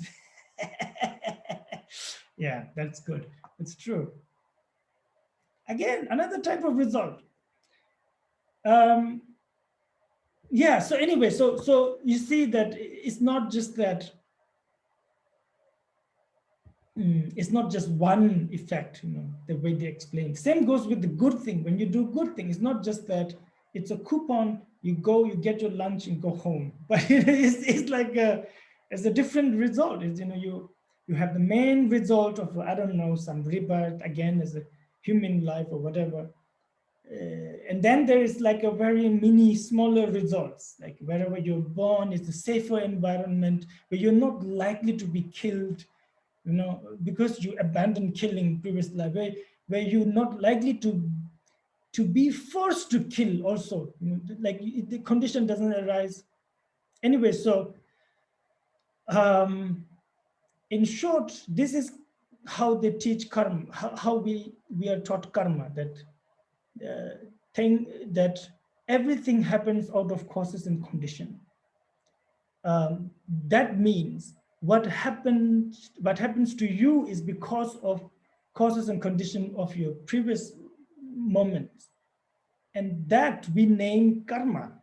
Whatever you did before is called karma. Similarly, what will happen to you in future depends right now on you since everything happens happens out of causes and condition, that depends on you. That means that then if you now are vigilant and accumulate the causes of joy and happiness, and that is then that is what you will get in the future. Sorry, I wanted to make it very short, but somehow I just got to this. It's a very bad habit of mine, and I apologize. Please ask me a question. I don't know what else to say right now, and it'll only make it more weird. But maybe you ask question, we get it more clearer.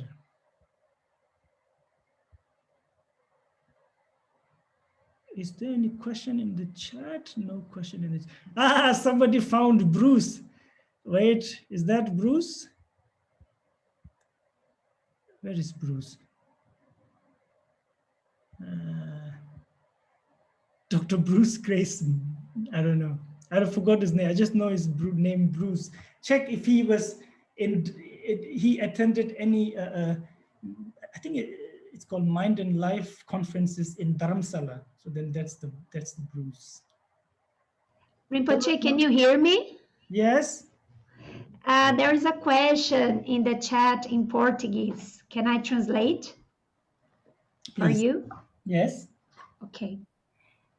It says like this. It's from Sylvia Orquieta.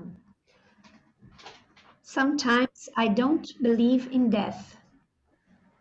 I understand that this life, inclusive entendo que nessa vida passando por I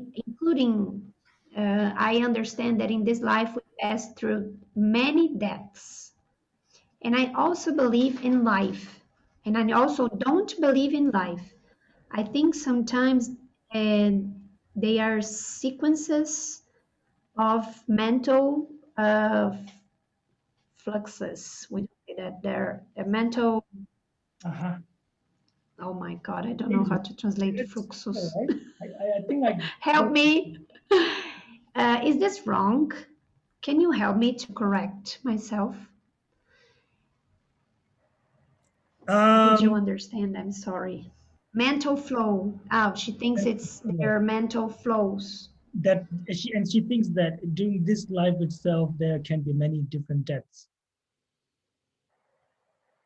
That's what she said, right? Sorry, can you repeat? And because I during didn't this have life, my phone on. Life too, there can be many different deaths. Yes, she doesn't believe in death or in life. She thinks life, what we call life, is composed by many mental flows. Sequence of mental flow. Has she heard this from a teacher? Is she deriving this, got to this conclusion because of teachings like pit instructions and so on? Then I don't want to mess with that. Maybe she can put something in the chat. I just translated. Let's see. Maybe she can talk. What do you prefer? Yeah, she can talk. You translate. Silvia, can you talk? Silvia, você pode falar, querida?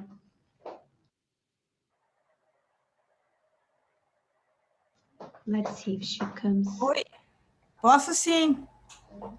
Me vendo? I don't see her here. Hello.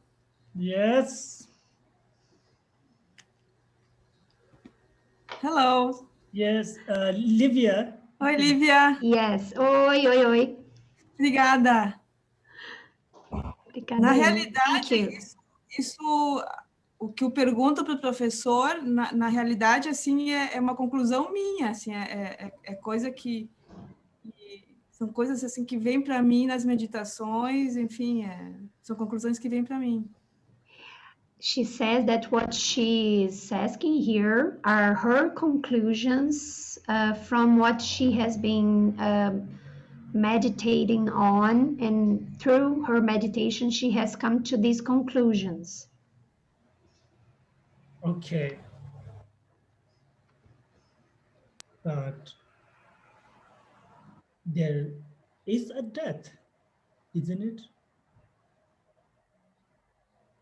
that she will have to leave everything behind. Her body, house, family, friends. As long as she believes in that, then it's no problem. Whatever she calls it, mental flow or whatever, that's okay. You know, like a chemist explaining everything in his view, and a physicist explaining everything in her view. Both are right. That's okay. But the result should be tangible and proper. So if she gets to the result that although in this, that birth and death are just mental events, and you know that she feels she doesn't really believe in any one of them, but she believes in mind itself, maybe, I don't know. But what we talked about, death, is very, very visible sort of phenomena. Body is left cold, no longer alive. Person is not recognizable anymore. That type of death we're talking about, right? And if she then thinks that, then that's okay. Yeah. I don't know about the other one. Other one, it could be a very good thing, or it could be not. For that, we have to talk for some time, you know. So I cannot decide anything right now.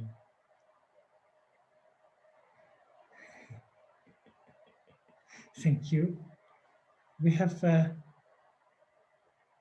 think, Lucas, you raised your hand first, I think, again. Yeah. Yeah.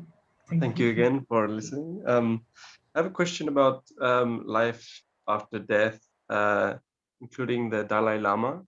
We know that when he dies, he tells his disciples where he will be reborn, and then they bring 3 objects where the baby will choose the object that he had in his previous life. So how does that work, and how does someone achieve something like that? Yeah. Yes. Yes. There's a story about a Lama who wanted to prove how unreliable this process was. And they spread a rumor that he died. He spread a rumor that he died, and people looked for his rebirth. And they brought in a lot of kids. One of the kids picked everything correctly, replied, answered everything correctly, perfectly correctly. Whatever they asked, who is this? What is that? Who does it belong to? You know? And turns out, these are really village stories, I'm sorry, but turns out the Lama says that, that's the rebirth of my dog. My pet dog, who I love so much, they're always on my lap. One thing the boy couldn't identify was Lama's personal mala. He was such a good practitioner that nobody has seen his mala. He only uses mala in darkness. Even the dog doesn't know the mala. It's never seen the mala. Anyway, sorry about that. With His Holiness, yes, that's it's very. There are oracles involved and clairvoyance of masters, and there is a lake in Tibet where you're supposed to go and pray, and you see the master will, the search party will see something, and it's just so many things, especially the boy or the girl. His Holiness said he might come back as a girl, you never know. Whoever it is, the child should be very exceptional.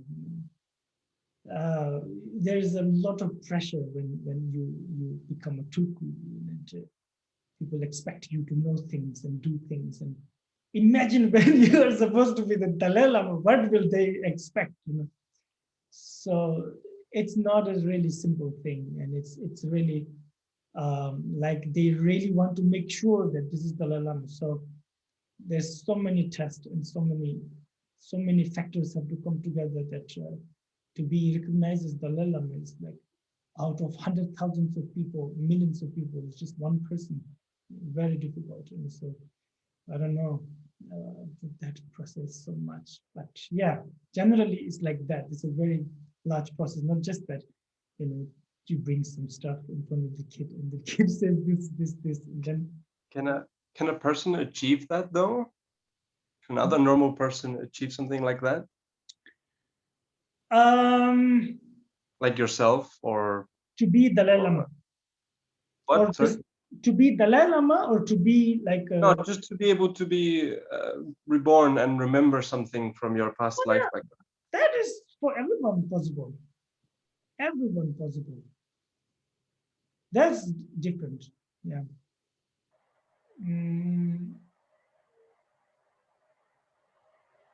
Yeah, so let's just say that only this time. But yeah, like basically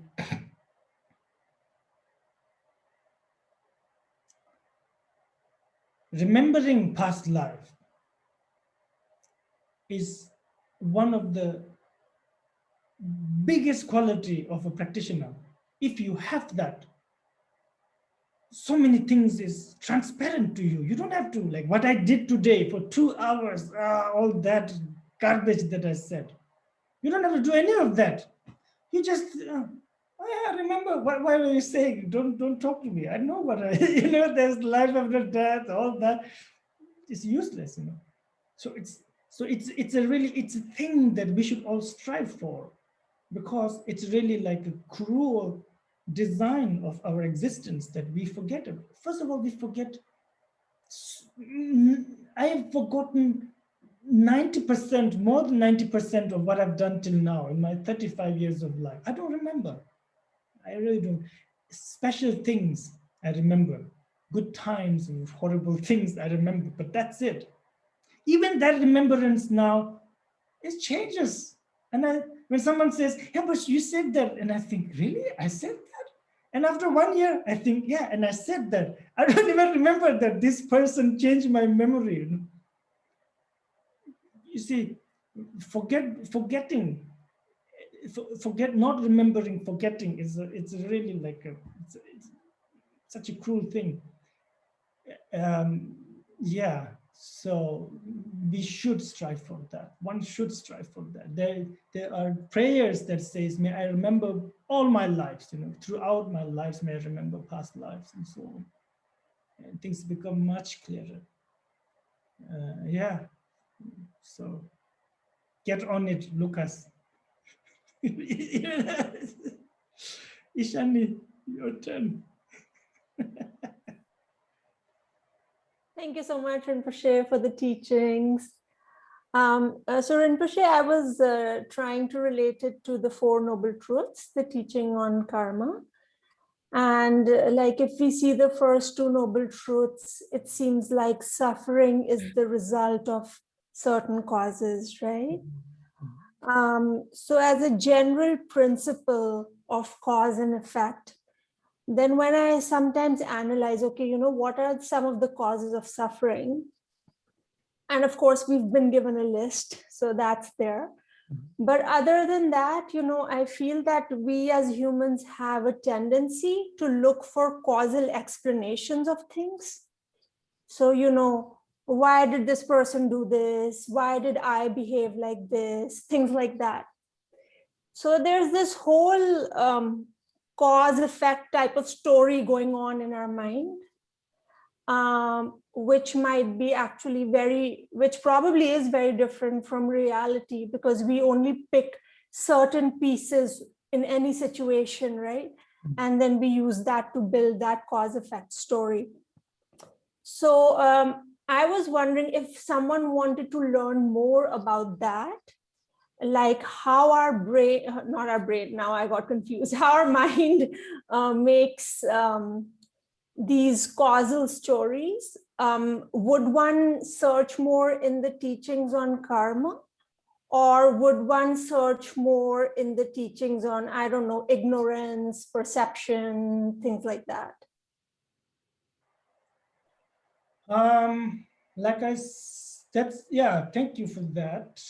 So like I said, all teachings then becomes teachings of cause and effect. But to understand more about mind and why we have such certain thoughts, why do we have certain patterns of thinking? We are really like addicts, we follow most of the time. We don't really change. We follow the same pattern, like a migratory birds. We have our stops. Everybody, just yeah, context changes, but that's all.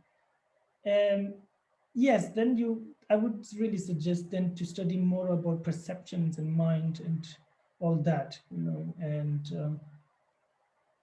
because it's connected. Actually, even when I say it, it's wrong, because that is cause and effect. That is the teaching of cause and effect, all that. But it's much more detailed about the cause itself, or maybe in this regard, mind itself.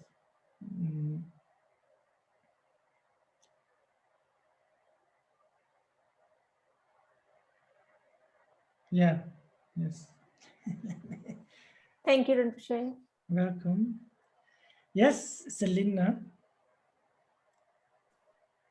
Hello, Rinpoche. Thank you for the teaching. I read a book lately from a news reporter here from Germany, who wrote for the Spiegel, I think. And she wrote a book about female Buddhists and how they impact Buddhism in the past. And actually, in the book, it said that there are Buddhists in the world who are praying for female Buddhists in the world who are praying to be reborn as a male, because they think they can only get enlightenment in that way, and that it's a result of bad karma in their past life. Do you think that it? Yeah, do you think that is true, or do you think that Buddhism, or that is a mindset Buddhism has to overcome? Because they're born as a woman, you mean, right? Yes, yes, and they pray for being reborn as a male. I think in the fundamental, wait, let me think. Actually, there is no, I don't know, why would this person think that actually? In the Sravaka tradition, let's say Theravada, since they are the only Sravaka left, I suppose, tradition, both male and female can be enlightened. The pickle is that you have to be ordained. They're sort of, what is it? This is not racism. What is that? What do you, anyway, because it's not, they didn't make it. It's I think it's there in the Vinaya, actually, that a lay practitioner cannot become Arhat. I may be wrong. If I'm wrong, please correct me. But usually it's like this, that to become Arhat, you have to be ordained. And also the thing is that when you become Arhat, you automatically become ordained. You become like what they call, what is it? True monk or true nun, so I don't know how to look at that, but generally, so that's what they say, that too. But not that women cannot, I don't think they will say, they shouldn't say it, we're wrong. Not wrong like, so that we don't make women feel bad, wrong, but wrong according to tradition itself. That's not right. During the time of Buddha, we have had so many enlightened females too. I mean, of course, when I say enlightened, I mean arhats. During the time of Buddha, he was the only Buddha. There was no other man or woman who was Buddha. That's Okay, that's Sravaka. Mahayana for sure. Mahayana pride in you know, talking about things like Buddha nature, that insect and whatever, that everyone can gain enlightenment. Male, female, of course.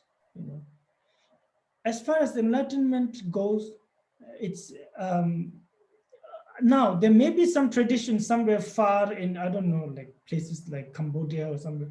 I really don't know. My knowledge is very small. Who say that, but you can argue with them that that's not proper. You know that. I mean, you can say, look, Buddha said this, but that's not right. You can kind of argue. Now, in that regard, if you say, oh, you know, what is it? Female birth is bad due to bad karma, you know, whatever, and you know, I cannot become enlightened. It's very wrong.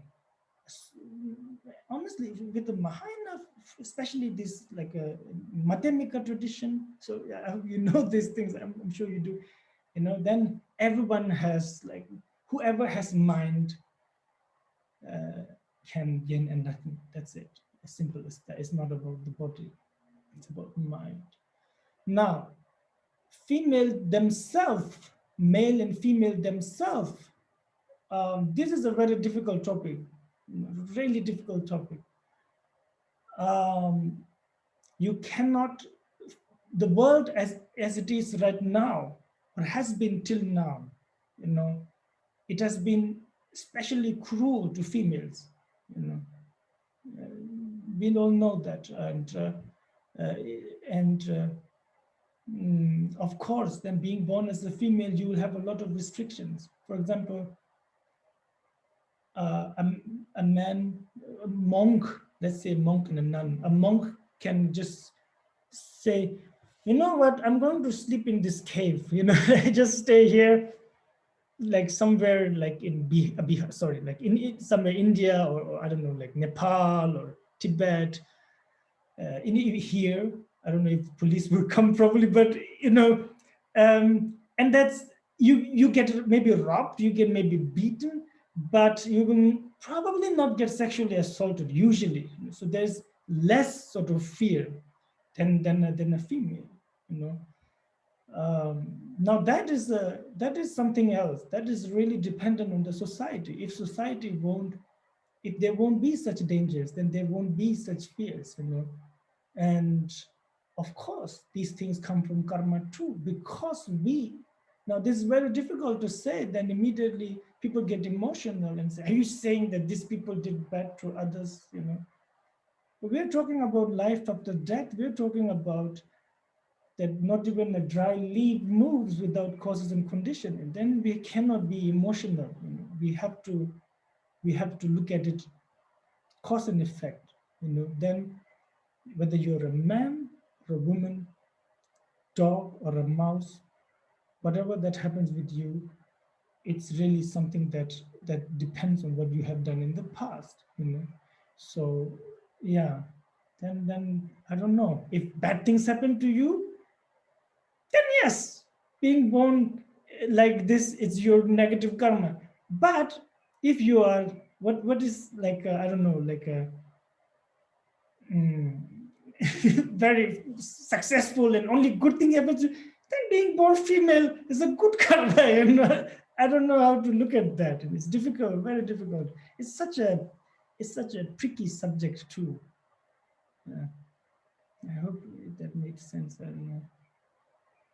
And yeah, like I said, look at me as just a simpleton. You know, so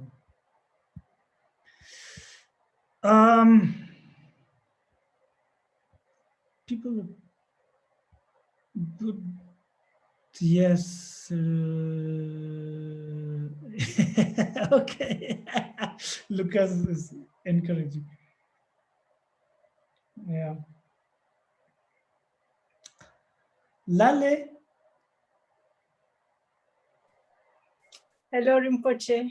Hello. I have difficulties again to understand. Oh, you're stuck. Wait, I mean not stuck, but the frame is stuck. Yes. I cannot hear what she's saying now.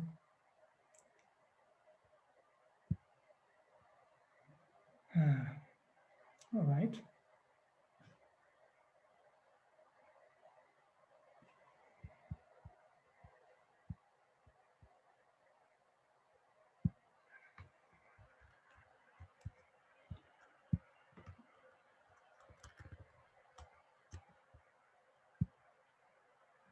I sent her a private message.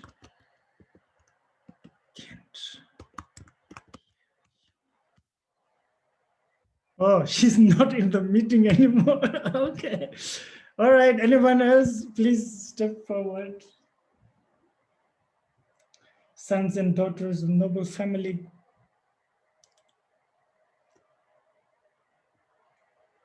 Christiana, yes. You are muted and yeah, sorry. Oh, okay. Thank you. So hello, everybody, and thank you very much, Rinpoche. Maybe this is a very long topic, but if you could please indicate some literature or briefly talk about practices to purify karma. So maybe something from previous lives or even actions from these lives where we maybe weren't that aware of our actions. Thank Yes, you very much. yes, you're welcome. Thank you. I should have talked about it actually. Sorry about that. Well, every practice is purification of karma, everything. But there are specifics. If you just say like that, then it's very vague, So specifics like to purify karma that was accumulated through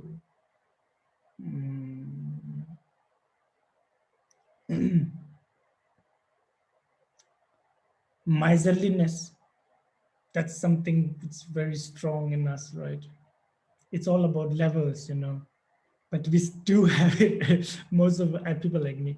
So then being generous, being generous, that purifies karma. That is, again, it's very vague, it's very huge, this subject, but just saying that.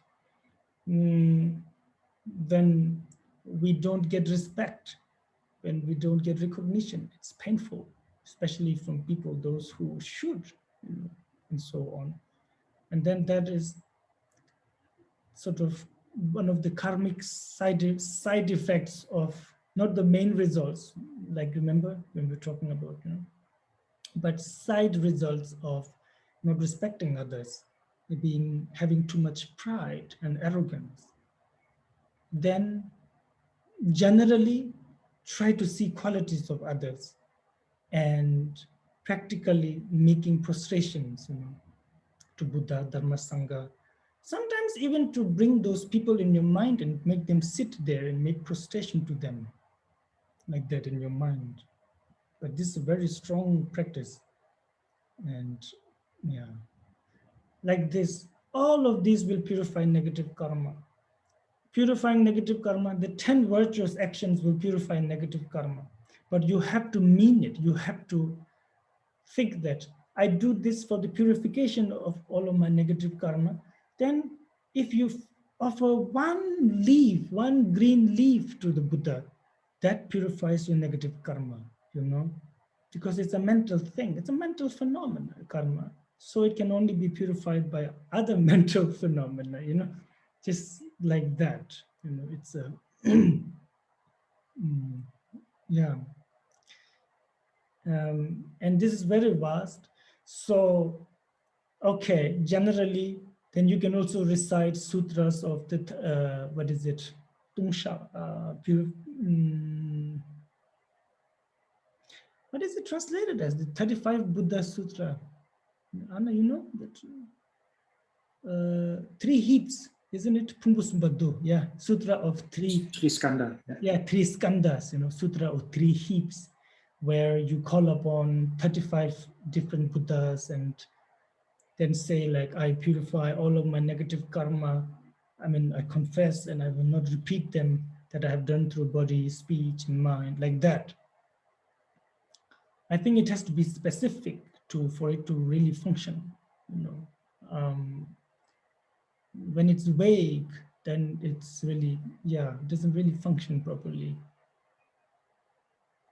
And of course, with Vajrayana too, then there are other means and methods and practices.